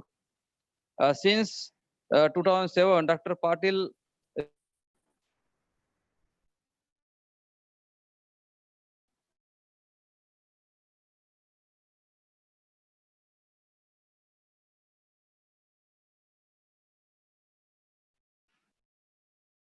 And you turn on. Stop the class. Give me the pen. Thank you. and now leading the project funded by IMD, New Delhi, ISRO, Hyderabad, and the project funded by private corporations. Apart from his, Dr. Patil also involved in teaching both undergraduate as well as the postgraduate courses, guiding the master and PhD students. And Dr. Patil, under GKMS project coordinator, as well as release the weather forecast twice a day. For the North Karnataka districts and send across the SMS on the basis of forecast. Dr. Patil is also life member of several professional societies and organizations like Association of Agrometeorologists, Indian Society of Agronomy, Institute of Agriculture Technologies, and many more besides being a member to several international organizations. Dr. Patil is also working as a reviewer and editorial team to several scientific journals and publishing groups. His work on weather analysis and sending weather-based agro advisories is helping large number of farmers to take up the farm activities according to the weather forecast. Hence, not only enhance productivity but also the reduce the climatic risks. So, with this introduction of the speaker, now I request Dr. Patil sir to start his presentation. Sure, sir. Thank you. Yes. Thank you, sir. Thank you. Thank you. Thank you very much. Thank you for that very detailed introduction. Thank you. So I hope everybody here, and in between, if there are any interruptions and disconnections, please bear with me. It can happen in either way. So we'll get back. Be patient. It happens. So my topic for today's presentation is monsoon behavior, variability in the context of climate change, the monsoon variability, and type of drought.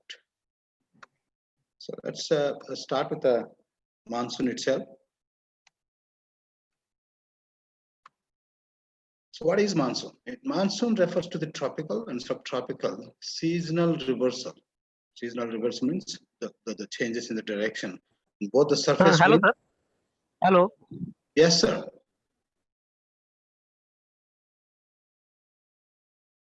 Yeah, can you hear me? Yeah. Okay. So it's a seasonal reversal in both the surface winds and its associated rainfall. So we call it as a rainfall, but globally, in the global perspective, we refer it as a precipitation. And this is caused by differential heating between the continental scale land, the landmass, and the surrounding ocean. Because of this differential heating, you would have this seasonal reversal in both surface winds and also precipitation. And this process, we call it as a monsoon. And if you look at monsoon, it operates at global scale, also at the South Asian scale. And we are more concerned about it at the subcontinental level, but at the global scale too, it operates. It's a major wind system that seasonally reverses its direction, and that blows for approximately 6 months from northeast and another 6 months from southwest direction. It happens at global scale. The most prominent monsoons that occur across the world are South Asian monsoon that we are very much concerned. Then the one that exists in Africa, one that occurs in Australia, Pacific coast of Central America, and some other parts of the world like Gulf coast of United States, Central Europe. But what do you see the monsoon in the Gulf coast of United States and Central Europe? They are not that true monsoons, and we don't usually refer to them. So the same thing I have just shown here in a graphical way, where all the monsoon exist. These are all the places where monsoon exists. But we are more concerned about the Indian subcontinent or South Asian monsoon. So when you talk about Indian monsoon, it's one of the most prominent among the world's monsoon system, and which primarily affects India and many other South Asian countries, including the surrounding water bodies. So what happens in Indian monsoon is the wind blows from northeast during the Hello, sir. Yes. Can you Sir, hear please my voice? share your screen, sir. I think I have. Yes, sir. Please share your screen. Yeah. It is. No, sir. Again, you have to share, sir. Okay, I will do that. Don't worry.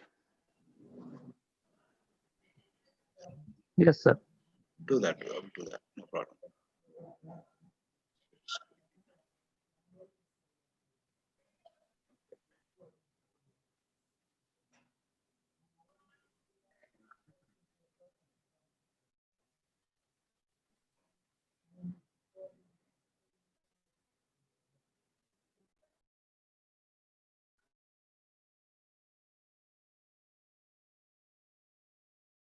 Okay, can you see the my screen now?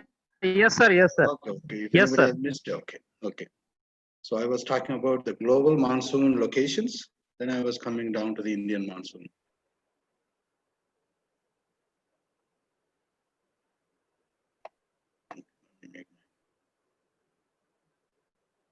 Okay, so what happens in Indian monsoon is the wind blows in a northeast direction during the cooler months, that's the winter months, and it changes its direction and blows from in a southwest direction during the warmest months of the year. So warmest months of the year is an extension of the summer, what we call from April, May into June, July, August, September. So this process brings large amount of rainfall to the region, especially during the 4 months from June to September. That makes up around 75% of our total annual rainfall. If you look at the monsoon pattern only in the Indian subcontinent or South Asian pattern, this is how it moves. The southwest monsoon, now it originates somewhere in the 3rd week of May and moves north from the Indian Ocean, up the Indian Ocean. And of course, from a land point of view, it looks like it's from the south, then it's a southward direction. So one is southwest monsoon, June to September, where the winds are blowing from southwest direction and north, okay, towards the northern landmass of the Indian subcontinent. Whereas in northeast monsoon, the wind blows the opposite way from the northeast direction. So when you look at the southwest monsoon, which is a predominant event that brings 3/4 of the total annual rainfall, once it hits the landmass in South India, it breaks into 2 diversions. One that goes along the west coast of Indian subcontinent, and the one that goes to the east side, Bay of Bengal, and hits West Bengal, Odisha, and then it reaches the Tibetan Plateau, and then it goes on to meet this eastward, the other side of the southwest monsoon in Punjab, Haryana, and Rajasthan. If you look at the long-term rainfall of the Indian from 1901 to 2010, so it's almost like 110 years. And the average rainfall of southwest monsoon is around 899. That's like, you can call it as a 900 mm. It's 110 years average. And if you look at that vertical red line, it actually it's skewed to the left. And in fact, we have much higher rainfall events on the right side of this graph, showing that the events of larger rainfall events of each year receiving more than the annual rainfall are more, number of events. If you look at on the y-axis, number of years with so many, so much of rainfall. And here on the x-axis, it's the amount. So what you see here is around 20 years, we have received around 930, and another 16 years, 990, another 11 years, 960, and another about 6 years, 1020. If we add up all those things, you would see, around 20, 35, 45, around 50.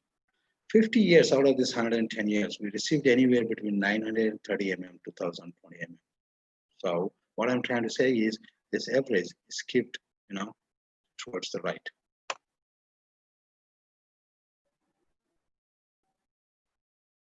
Okay, which climatic factors influence the most when we talk about monsoon?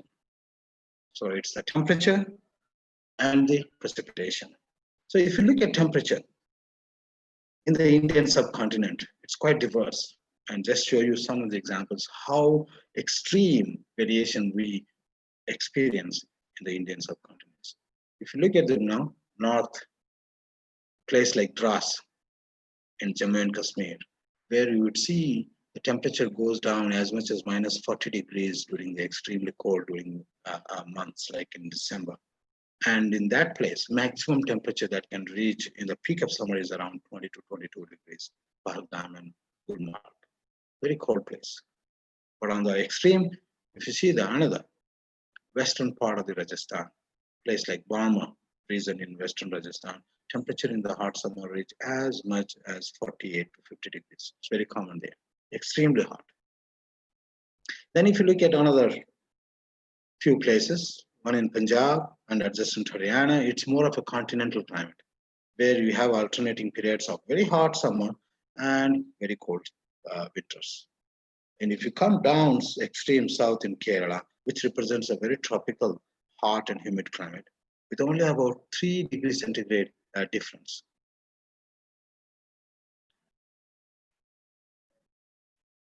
Then if you look at some other parts, all along the coast of Kerala, that's a Malabar coast, and you would see a difference of only about 3 degrees centigrade between the hottest month and the coldest month in 12 months period.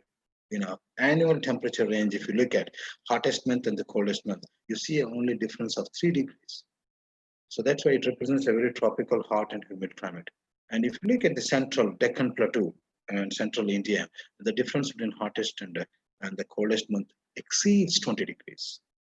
So much variation exists in our system.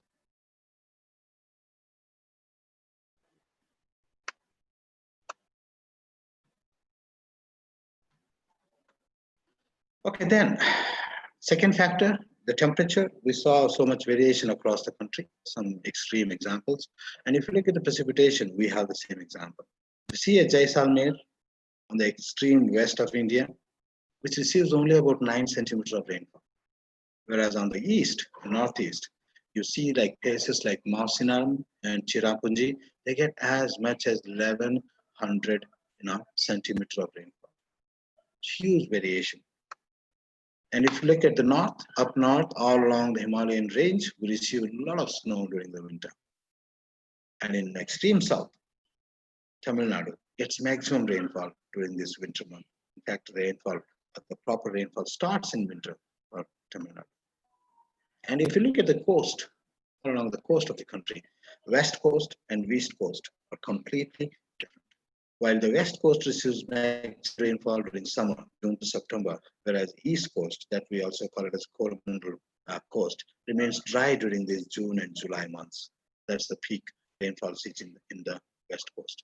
And if you look at the Bengal, Gulf of Bengal, and the Ganga Delta, as well as Odisha coast, they both are frequently hit by these strong storms and cyclones during these 2 months of monsoon. Completely different dynamics operating at the same time. So why do you look at all these things? Why do you look at monsoon, its variation, and why is it so important? Just one example to show you here. Our whole food production system depends on the rain. And what you see here is a fluctuation, year-to-year fluctuation. Of course, this graph shows from 1954, 55 to 2010 and 11. Over this long period of time, what you see here is there's a gradual increase in productivity of most of the food crops, what you have shown in this figure. But what is more interesting is there is an up and down variation between the years. No line goes straight here. There's no very simple linear relation or exponential relation. You can't draw that line. There is always a year-to-year variation. That's exactly because it depends on the monsoon or rainfall. Then look at the productivity. Even the productivity has up and down each year to year. No 2 years are same, but long-term average, it's increasing. That's a different story. There's a lot of innovation going on and investment going on. That's a different story. But the fluctuation from year to year are mainly due to the fluctuation in the monsoon from year to year, which we'll see later with some examples. And this study shows that the relation between rainfall and yield. What you see here on the x-axis, rainfall, and what you see on the y-axis is the normalized deviation and its relation with different crop yield. So when the rainfall reduces, when the rainfall has a negative deviation, yield is also goes on to the negative side. When the rainfall has a positive deviation, the higher rainfall, the yield increases.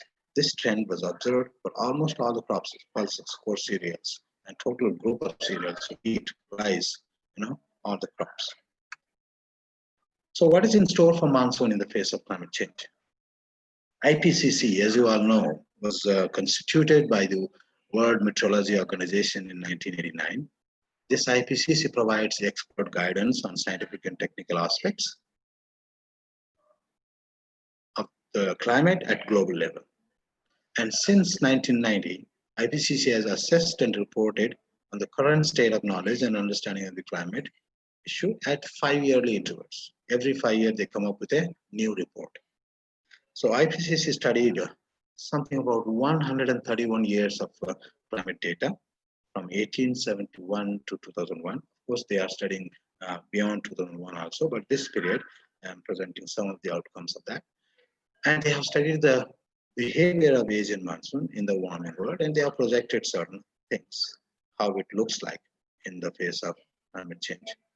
So IPCC's second report, released in 1996, on climate model projections for Asian and Indian monsoons suggest more rainfall over South Asia in a warmer climate with increasing CO2 concentration.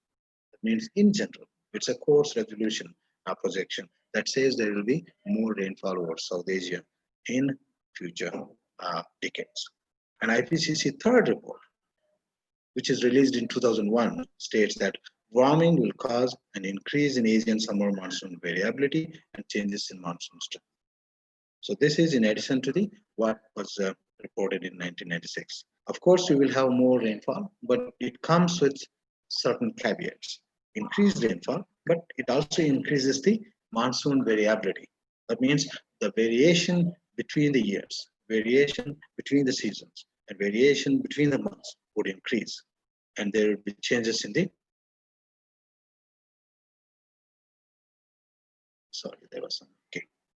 monsoon strength.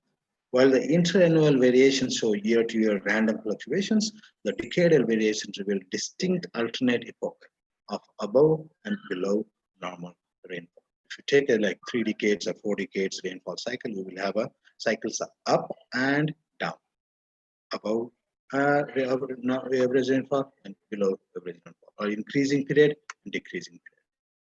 And they have also studied the connection between the ENSO phenomena, like El Nino, Southern Oscillation phenomena, Northern Hemisphere surface temperature, and Eurasian snow cover, all those things with the behavior of the monsoon.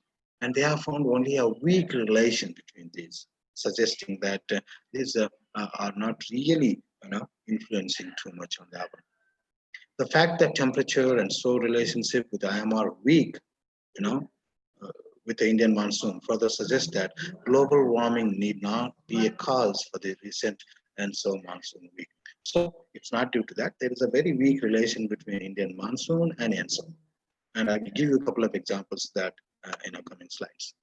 And one study by Guhatha Kurta and his team, published in International Journal of Climatology in 2015, extensively studied the relation between monsoon and how it's going to be in future climates. And what I'm showing here on the top is 4 different data sets of IMD. One at district level, another is operational model level, one is at 1:1 degree grid data, another one is at 0.25 to 0.2 degree grid data. Different resolution data. And because of that difference in the data source, there's a slight difference in the mean rainfall reported for the southwest monsoon, which ranges from anywhere between 888 to 936. With standard deviation ranging between 81 to 81 millimeter to 94 millimeter. And at the bottom, I show the same data set spread over a period of 1951 to 2000. It's a period of about 50 years rainfall data. And they more or less match the same. There are no extremes, there are no outliers, only a certain degree of variation among the sets of data because they represent different resolution. And one of the important things what they observed during this is decadal means of different IMD data sets they compared, and they found this cycle up and down, different decades. And during 1901 to 1910, 1911 to 1920, there was a different cycle, low rainfall, percentage departure from the mean. There was a low rainfall period.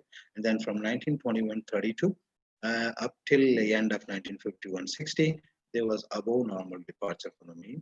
Then again from 1960s 170 period until now, until say 2010, what they have studied, and they also projected for 2020, and there is a departure by about 3.8% below the long-term average. So what do you see? This is a 3 to 4 decades cycle, periodical epoch of higher and lower rainfall.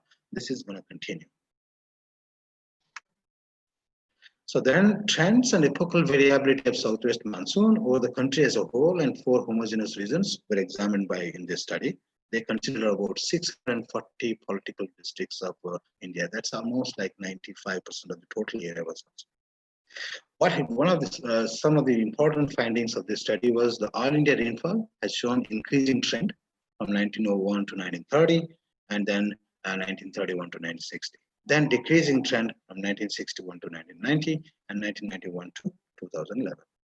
So they also noted that while significant trends are observed during different epochs of all India, Northwest India, Central India, Northeast India, and the trends for Peninsular India have no statistical significance.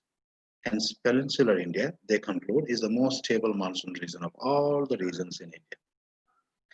And they also conclude that all India June rainfall and August rainfall had increased during this period, whereas July and September rainfall and the southwest monsoon rainfall as a whole has decreased during the whole period from 1901 to 2011.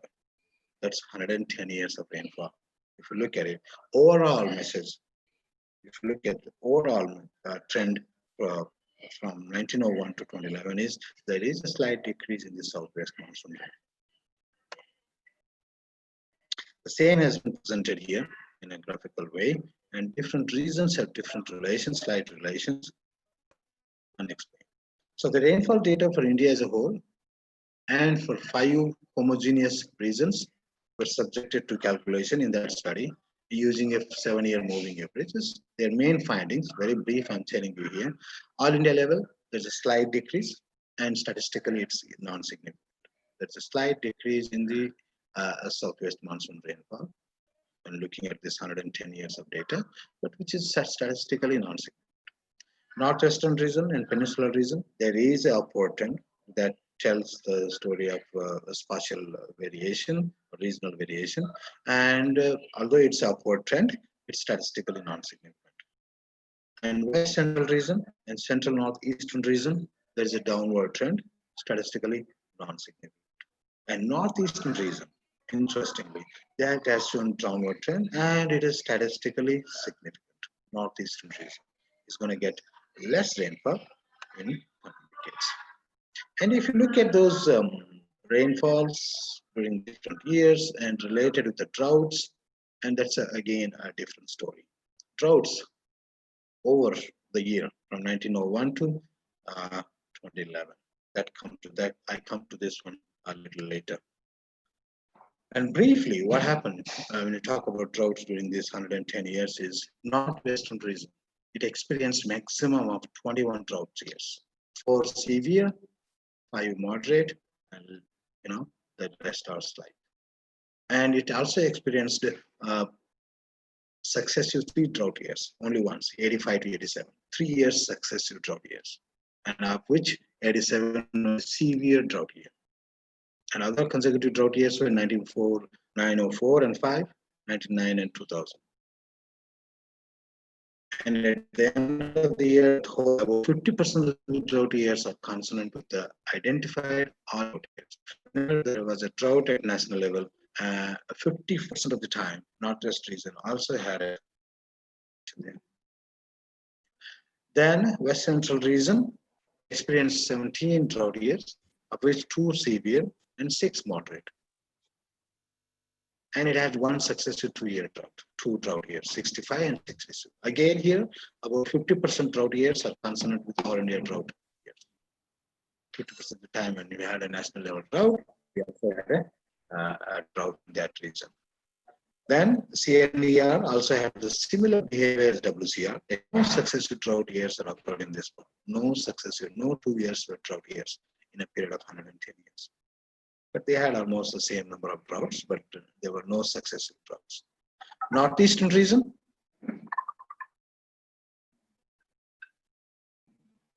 Northeastern region experienced maximum of 21 drought years, 1 severe, 5 moderate. And it also experienced 1 3-year successive drought period, that's 57, 58, and 59. And it also experienced 2 years drought period, 61, 62, and 81, 82. Despite this, the contribution of this region to all India flood or drought years is only about 18%. So that is very, unique. Although it experiences maximum drought, but its contribution to the national level drought is very less. Peninsular region, it experienced 13 drought years, 3 severe, that's 1918, 1952, and 2002. And no successive drought years are observed in this region, although we do assume that peninsular region is the most, drought-prone region from agriculture point of view. But when you look at the national level drought, it assumes a different, around more than 650 districts with close to 7,000 observatories. When you average it out, it works out in a different way. And during this period, not a single meteorological subdivision witnessed drought during 15 years. Okay, those were the 15 years, 1906, 9, 10, 14, 16, 17, 31, 42, 43, 46, 60, 61, 63, 64, and 1988. These 15 years, during these 15 years, not a single meteorological subdivisions in India, none of them witnessed drought during this period. And coincidentally, majority of these being all India flood years. So that's quite expected. So the same thing holds summarized if you look at what is the relation between monsoon and El Nino episodes. Correlate and forecast the weather and understand the weather. If you look at El Nino years, there are about 25 El Nino years between 1901 and 2009. We observed 25 El Nino events. And if you look at all India drought years and region-wise, 5 homogeneous regions we have here, and out of 25 El Nino years, only about 13 years we had a drought years. That means a little more than half. Very weak relation whatsoever we have between drought occurring in India and the El Nino events. If you look at the northwestern region, only 9 out of 25 were drought years. And West Central, less. Same relation, very, very weak relation or no relations. In West Central Northeast region, 7. Northeastern region, where maximum droughts occur in India, but it has the weakest relation, no relation at all, rather. Only 4 out of 25. So in Peninsular, about 10.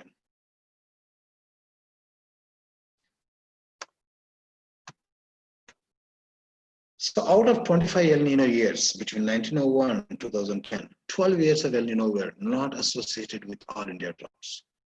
It means only 13 were related. This shows that the presence or absence of El Nino doesn't necessarily have an overriding influence on the occurrence or absence of drought in India. Although we seem to jump and try to relate to El Nino, but it's quite the other way.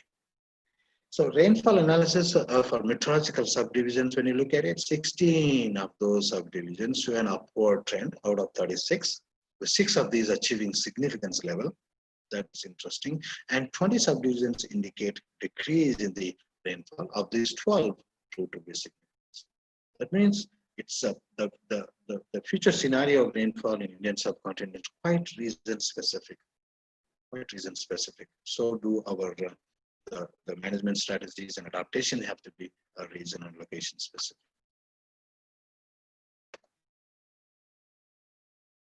And here, at subdivision level drought years along with the El Nino years, and if you look at the percentage coincidence between the total number of drought years with the El Nino, it's again a little more than half. There are about 11 meteorological subdivisions where about 58% it relates to the El Nino, 12 subdivisions, 59%, 18, 53%, 26, 53%, 29, 53%, a little more than half. Here, what you see in the red ink are the years where there was a drought in India in those subdivisions, as well as there's a El Nino event. So all India rainfall indicates no trend. Okay, northeastern region shows a significant decrease. These are the messages of the future rainfall scenarios. 12 out of 36 subdivisions, meteorological subdivisions, showed significant decrease in rainfall, and 6 out of 36 subdivisions showed significant increase in rainfall.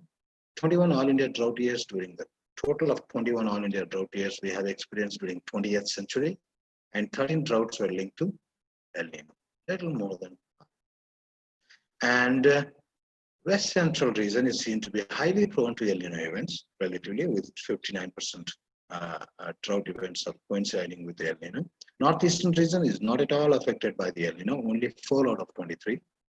21 droughts in East MP. If you look at different regions, maximum droughts have occurred in East MP of West Central Rajasthan, and the least droughts have occurred in Andaman Nicobar and Rayalaseema.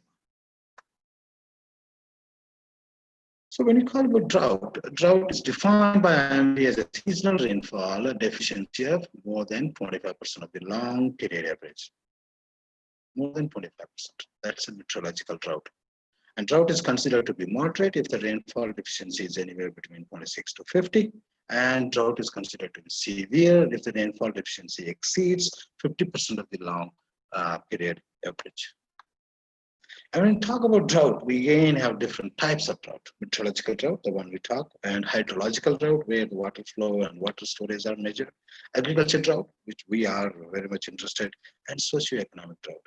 In fact, the socioeconomic droughts are the outcome of the meteorological drought, hydrological drought, and agriculture drought, because the whole society and its economic activities dependent on agriculture, which in turn are dependent on the rainfall and other activities.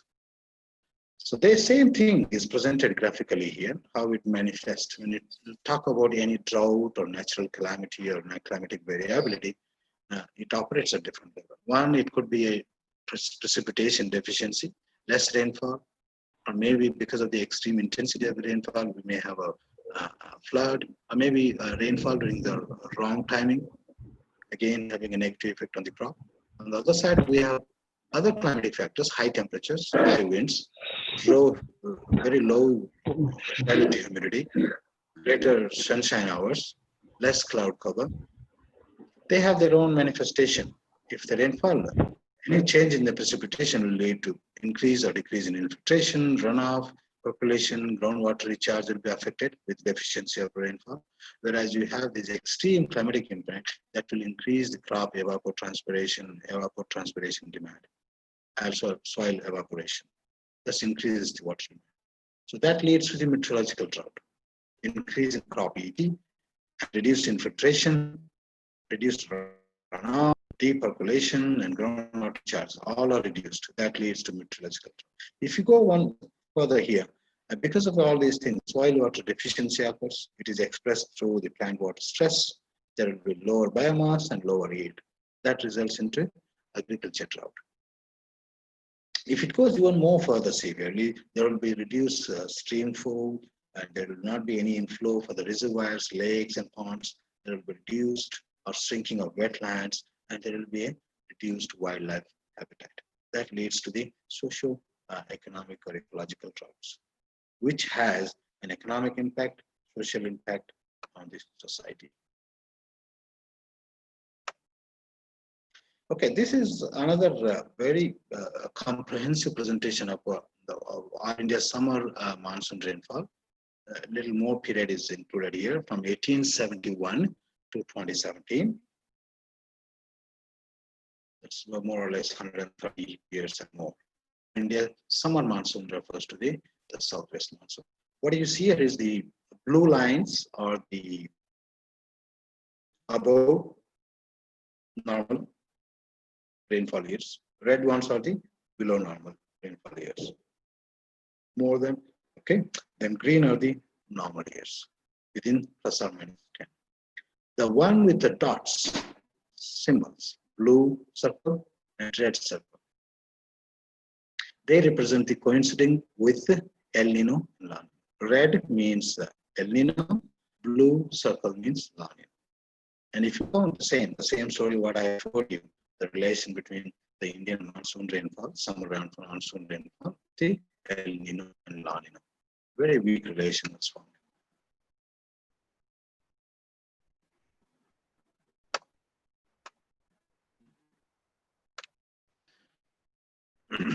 The same thing I've told you, the story, I will not repeat that one.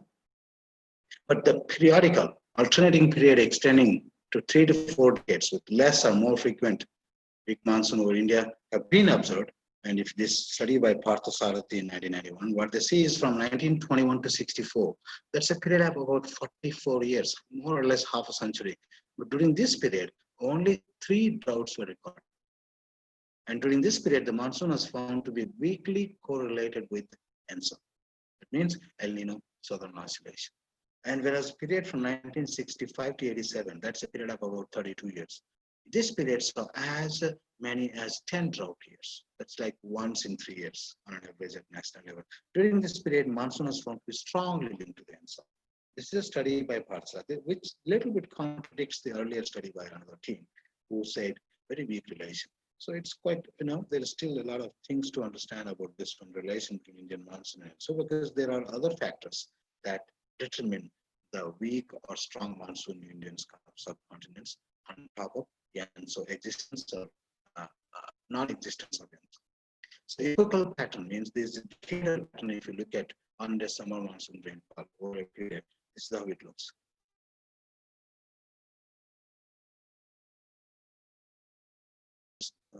And there is a cycle of long period cycle of this 3 to 4 decades up, down, up, and down. So when you talk about drought, it's a prolonged period of abnormally low rainfall leading to a shortage of water for different purpose, for drinking, for agriculture, and for the wildlife habitat and other things. So what is drought? So it's a weather-related natural disaster. Of course, it's created with by the weather extremes and leading into the national disaster, natural disaster. It's a recurrent feature of the climate. It occurs again and again. It occurs in virtually all climatic zones, maybe less or more depending on the location, but in every climatic zone you would see the drought occurring for one or the other reason. And it affects vast regions of the for months or even for years. And it has an impact on food production at regional level, state level, as well as the national level. And it affects socio-economic activity of the entire region or the country. And when you talk about drought differs from aridity. And that drought is temporary. It can occur during particular year or season or years, couple of years, successive years, whereas aridity is a permanent characteristics of it. Like we talk about Indian subcontinent, we call about arid climate, semi-arid climate, subhumid climate. So that one. So we talked about this one. And when we talk about global perspective, meteorological drought in global perspective, we have different definitions. So meteorological drought is defined on the basis of the degree of dryness in comparison to a normal or average amount of rainfall and the duration of the dry period. So definitions of meteorological drought are very region specific. I've given you a couple of examples here. Like United States, less than 2.5 mm of rainfall in a period of 48 hours. They call it as a kind of meteorological drought. In Britain, 15 consecutive days with daily precipitation of less than 0.25 mm. They call it as a meteorological drought. For example, in Libya, annual rainfall of less than 180 mm in a year amounts to a meteorological drought. In Bali, 6 days without rain, they define it as a meteorological drought. So meteorological drought definition changes from region to region because the atmospheric conditions that result in deficiency of precipitation are highly region specific and its impacts are different. So agriculture drought, it links various characteristics of meteorological drought to agriculture impacts, precipitation shortages, difference in between actual and potential evapotranspiration, soil water deficit, reduced groundwater, reservoir levels, among others. So plant water demand depends on prevailing weather conditions and biological characteristics of the specific plant and its stage of growth and physical and biological properties of the soil. So the definition of agriculture drought should account for the susceptibility of the crops during different stages of the crop development, not just the total amount of rain. It is with respect to specific stage. So deficient topsoil moisture at planting may hinder germination, leading to low plant population per hectare, and ultimately it may reduce the yield. How much irrigation you give later? If the plant population is 80%, so you are already compromising yield by about 20%. Or maybe, little less, because crop do have some flexibility to compensate themselves. But still, you cannot compensate the significant reduction in the plant population. So it's a stage-wise and crop-specific. Another type of drought is hydrological drought. It refers to the persistently low discharge and or volume of water in streams, reservoirs, lasting months or years. It refers to the flow of water in different watershed areas. Hydrological drought is a natural phenomenon, but it may be exacerbated by human activity. So I'll give you a couple of examples later on, and we are facing that one. Why the India is a water scarce country. Hydrological related to meteorological droughts, and their recurrence interval varies accordingly. So there's a strong correlation between when the meteorological drought occurs and when hydrological drought occurs. The extreme form of meteorological drought would lead to hydrological drought, or recurring meteorological droughts lead to recurring or continuous meteorological drought lead to hydrological droughts. And changes in land use and land degradation can also affect the magnitude and frequency of hydrological droughts. The way we manage the waterways, the way we manage the water storage structures, catchment areas, it all also influences hydrological drought. Socioeconomic drought, it associates the supply and demand of some economic good with elements of meteorological, hydrological, and agriculture drought. It differs from other types of droughts in that its occurrence depends on the process of supply and demand. So socioeconomic drought, although is greatly influenced by meteorological drought, hydrological drought, and agriculture drought, but its severity and its impact is basically boils down to the supply and demand, which also has a geographical limitation. So looking into the future, so what it says is India to face more droughts during 2020 to 2049. It's a study by the scientists from Kerala and IITM Pune. Drought years may become more frequent in India, the states the report. And if you look at that study, they also again, it's a team led by Joseph, senior meteorologist and lead scientist in Kerala, and co-authored by scientists, a couple of scientists from Indian Institute of Tropical Meteorology. And they looked at a long period of weather data, and from 1870 to 2015. And what they have seen is when it comes to frequency of droughts over time, 1870 to 1900, that's 30 years, very few droughts. Then 1900 to 1930, once in 3 years. 1930 to 50, once in 15 years. 1950 to 90, once in 4 years.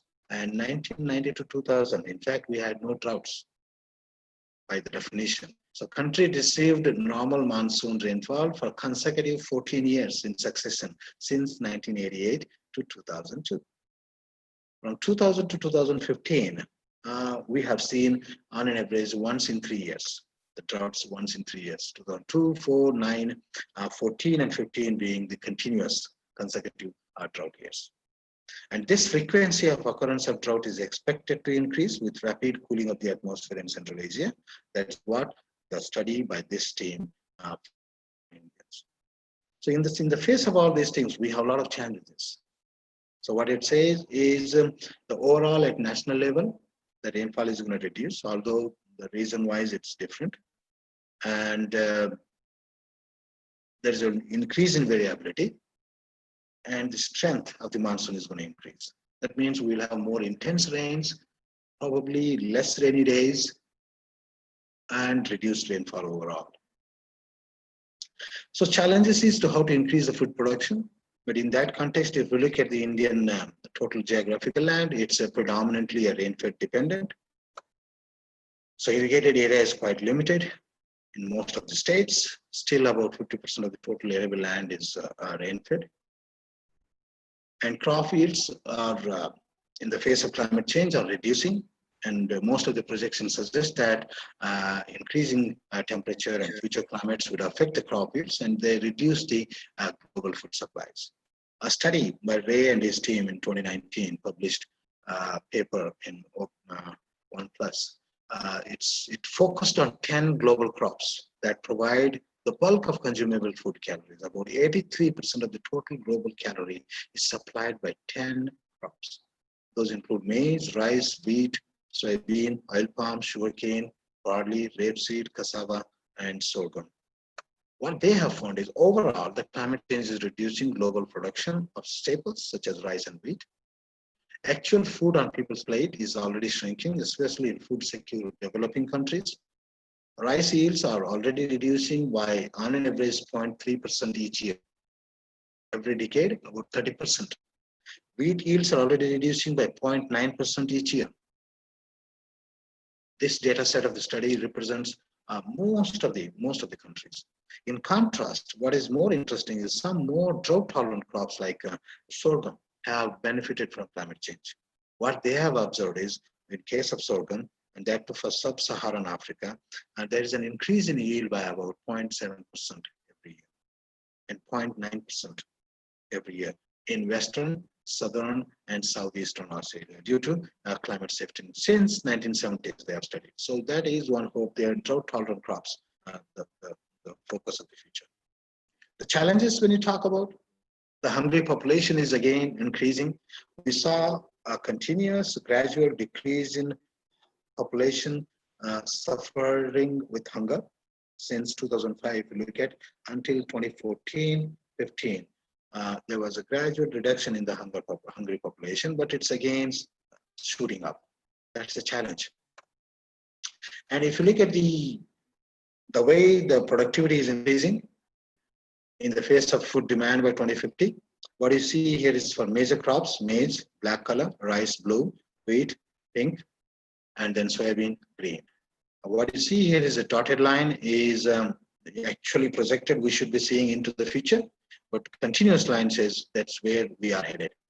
That means in all these major food crops, we are falling short of our projected growth. We are producing less than what is required, or the productivity or increase in productivity is less than what is expected. That's a big challenge. We have to fill the gap. And if you look at this graph, wherein the wheat and rice, two predominant food crops, their annual increment in their productivity or production. Rice, until 2010, we saw about 1% increment every year. Wheat, around 0.9% every year. And what is projected to meet the food demand of by 2050 is 2.4% per year. For both the crops, we need an increment in their productivity by 2.4%. But we are headed much, much lower than the target. That's another challenge. And look at the population and cereal production. 1965 until 2000. 2005. Somewhere in 2002 or 2003, the increment or gain in cereal production could not break through the population. So the increment in the population growth crossed the increment in the cereal food grain production. That means we are falling short of food grain production to meet the actual demand of the population. This is a challenge. And look at the agricultural land globally. This is a global picture. Stat 2013. And there's hardly any change in arable land and crops. It's red color, almost flat. Meadows and pastures, in fact, coming down, slightly coming down. Total agricultural land, constant, or maybe slightly reducing in recent decades. So where does the additional food production have to come? It has to be a productivity per unit area, increasing the productivity per unit area, or maybe increasing the cropping intensity. So when you talk about some of the areas where the possibilities are there, one example, one study by Foley in 2011, what he found was he studied for the whole of Africa, and he considered maize in this study. And maize yields in Africa, they concluded that operating only at 10 to 30% of the potential yield. This was estimated in 2010. What you see on the left side is the yield levels in all these African countries where the maize is grown. On the right side, what is the possibility, the potential yield under optimum use of rainwater, nutrients, weed, and disease management? If you take care of this, if you take care of the maize crop under the best management practices, you could harvest as much as 12.5 to 15 tons per hectare. Whereas under current conditions, the maximum they could harvest is 7 to 8 tons. That very few patches, most of them operating at 1 to 2 tons or 2 to 3 tons. And and even more worst is all the red patches where you see less than 1 ton. That means for Africa as a whole, the maize yields, current maize yields are operating at 10 to 30% of the potential yields. So this might be the same case for Indian conditions. If not 10 to 30%, probably we are operating at 50 to 60% at best. So there is still a yield gap of about 30 to 40%. That has to be met. That has to be met through climate smart agriculture practices.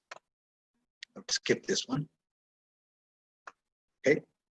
So the challenges is today, as of now, 50%, 54% of India is facing high to extremely high water stress. So this is a challenge. We have to increase our agriculture production in the face of scarcity of water. So India is the largest user of groundwater in the world. And according to government's old report, by 2020, this year, as many as 21 Indian cities would run out of groundwater. And by 2030, nearly 40% of the country's population may have no access to drinking water. And what is even more,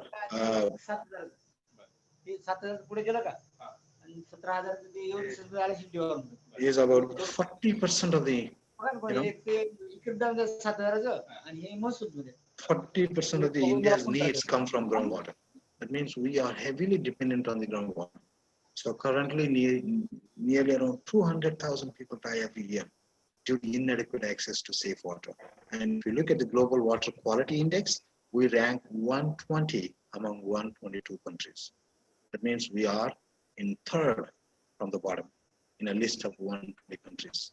And 70% of our water we consume is contaminated. It's a very serious issue which has large implication, direct and large implication on health, human health. But why we have a water scarcity?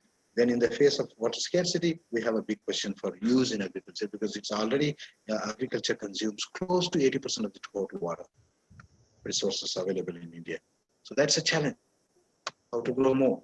Another challenge is greenhouse gas emissions. Sorry, there's a mistake here. It should have been GHGs. So this is also coming in the way of our food security. On the one side, our national priority is to reduce the emissions, go green. On the other side, we have to increase production. So this is another challenge, how to reduce emissions while maintaining or increasing the productivity of the farms. And geographically, we have our own advantages and disadvantages. And if you look at from agriculture point of view, total land, so around 51 million hectares arid, around 122.5 million hectares semi-arid.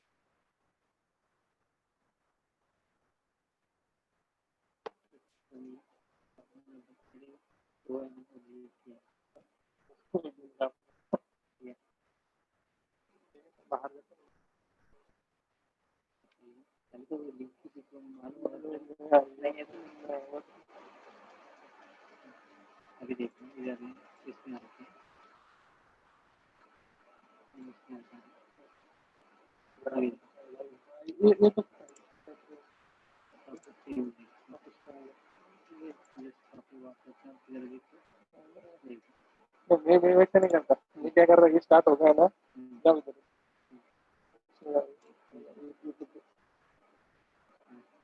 वैसा भी करता है ये copy करता है ये accurate रहती direct जाता है test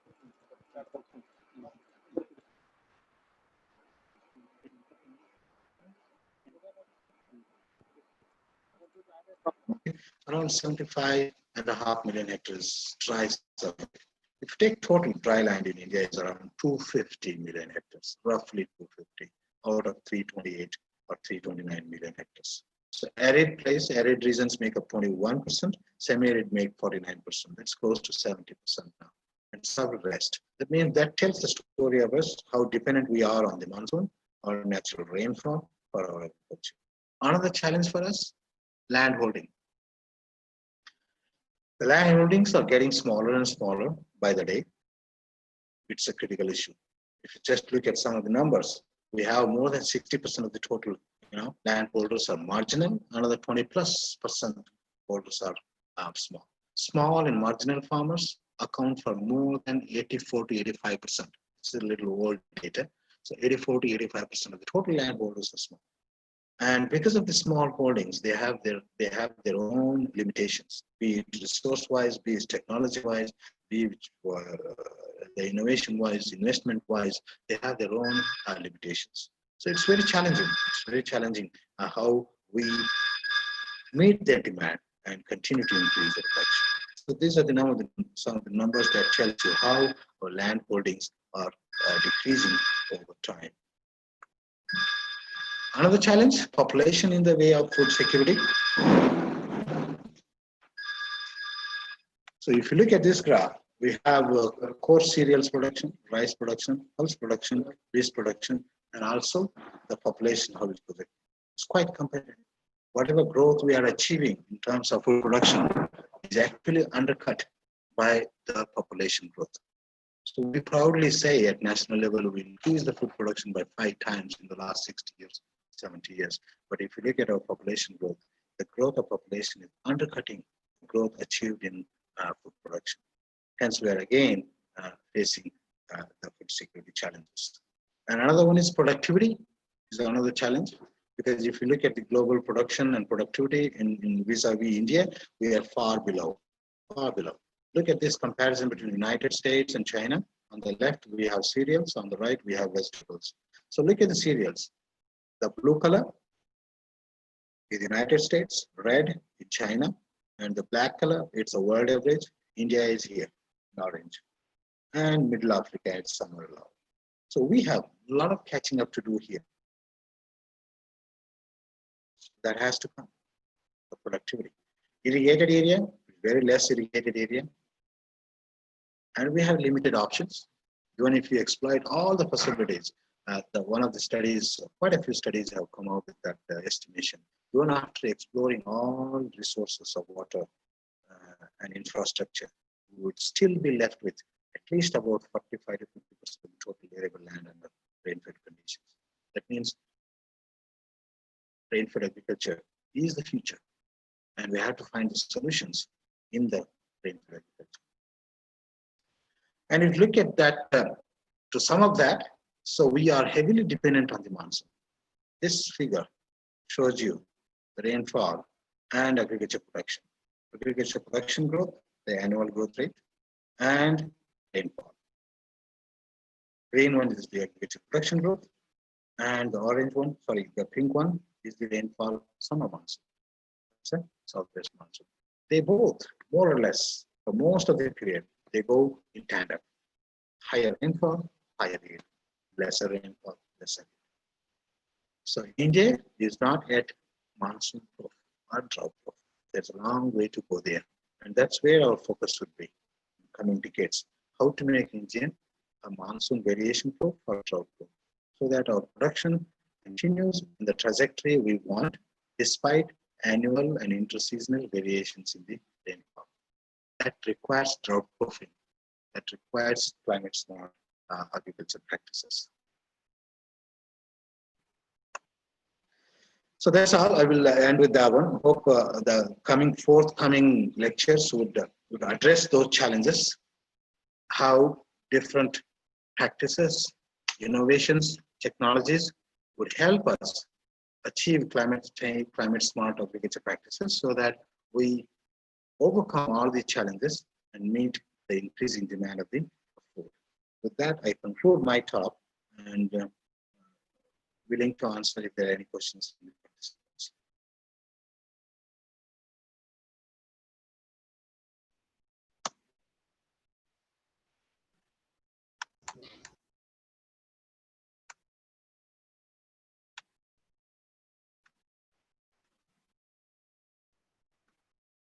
Hello. Yes, sir.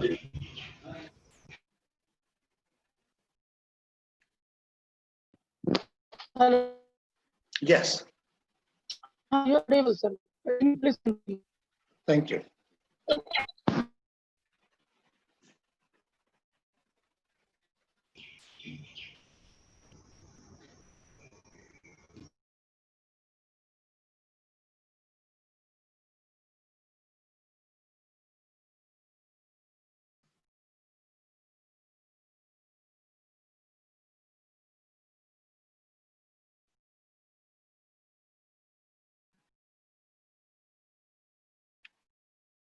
Hello, sir. I'm audible to you, sir. Yes, sir. Yes, sir. Yes. Myself, Dr. K.K. Dakhore, sir. Yes, sir. You have given very nice presentation, sir. Thank you. Thank you. I have one doubt, sir. In your one slide, you have mentioned that at pan-India level that no part of India having experienced the 2 successive years of droughts. Am I right? No, not the whole India. No. You have given that northeast part, central part, southeast part. Yes, state-wise you have given. But region-wise. this is at region-wise, and this is at subdivision level, I think. Yes, sub-meteorological. While we are looking towards the district level or even at the sure, at district level, we have experienced 2 consecutive years are drought here. Yes. While in Rainfed area, we are planning for this agriculture. We need to plan at the district level or we have to downscale. We are not considering the subdivision. Yes. So on that basis, we can't go that blindly that okay, we don't have the 2 consecutive successive years are drought years, because I am giving recent years example for Parbat districts 2014 and 2015. We have the drought year, severe drought years. Yes. And it was almost in the Marathwada region. Yes. And it is at the subdivision level. It was. Yeah. Yes. You're right. I totally agree with you. Our study and analysis has to go down to district and even sub-district, subdivision within the maybe at block level. And those work can only be taken up by the SAUs and ICS at level. Whatever I presented today is heavily dependent on the IMD data, looking at homogeneous regions as well as national level.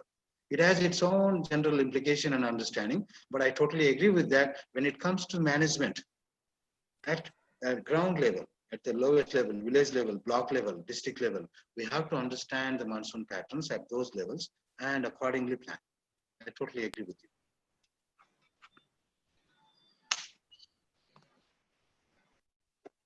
Hello.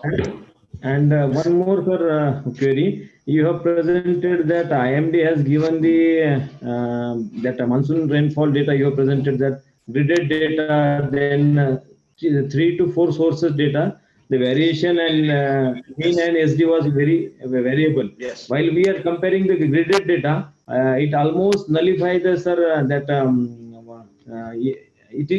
grid data is representing the average of that location. So that's why the SD was minimum while we are utilizing the gridded data. Exactly. Am I right, sir? Yes, you're right. They use 4 different sources and they all were different to some extent. It differed based on the resolution they were referring to, number of observations they had and their distribution.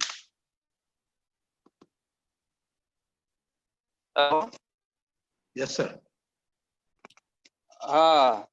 Now we'll take 1 or 2 interactions. Those participants, they are sure, sir. Ready Sir. to take the interaction. Sir. Go ahead, sir, please. Sir, myself SB Patil from Vijaypur, sir. Oh, Patil. Okay. Patil, yes, please. I could see in your presentation there is an effect on El Nino and La Nina, Indian subcontinent, other things, sir. Sir, warming the surface, like sea surface in the specific ocean, how this wind is coming to Indian subcontinents, how it's affecting on Indian monsoon. Can you please enlighten on this one? Okay. I skipped most science behind wind circulation patterns because that's too much to go through this after inaugural session. Probably I will just get in touch with one-to-one on that one. Definitely. I had some more slides on that one, how actually the wind circulation patterns affect the Indian monsoon and the science behind these. There are different models to study these patterns, not only ENSO and the ocean surface temperatures. There are other factors which are considered in that one. I didn't go too deep into that, and I will definitely answer and send some notes on that question. Okay, sir. Thank you. Yes, okay, please. Definitely. Okay, thank you, Patil sir. Thank you, sir. Anybody is ready to ask any interaction or question? Okay, sir. Okay. I am very thankful to you, sir, that you are very elaborately discuss about the monsoon variability, monsoon behavior, types of droughts, and it will be very definitely useful for the participants, and most of the participants in are the scientists also. Most of the participants they are scientists also. It is very useful session was there, sir. I am again very thankful to you, sir. Thank you very much. Thank you very much. Thank you, sir. Thank you. Now one announcement is for the participants. So the next session will be start at afternoon at 3:15. Okay. Yeah. Okay, sir. 3:15. Thank you. Okay, sir. Thank you very much for the participants. So they are nicely raised the queries, and you have also very feedback also you have given very good. Thank you. Okay, sir. Okay. Thank you very much, sir. Thank you.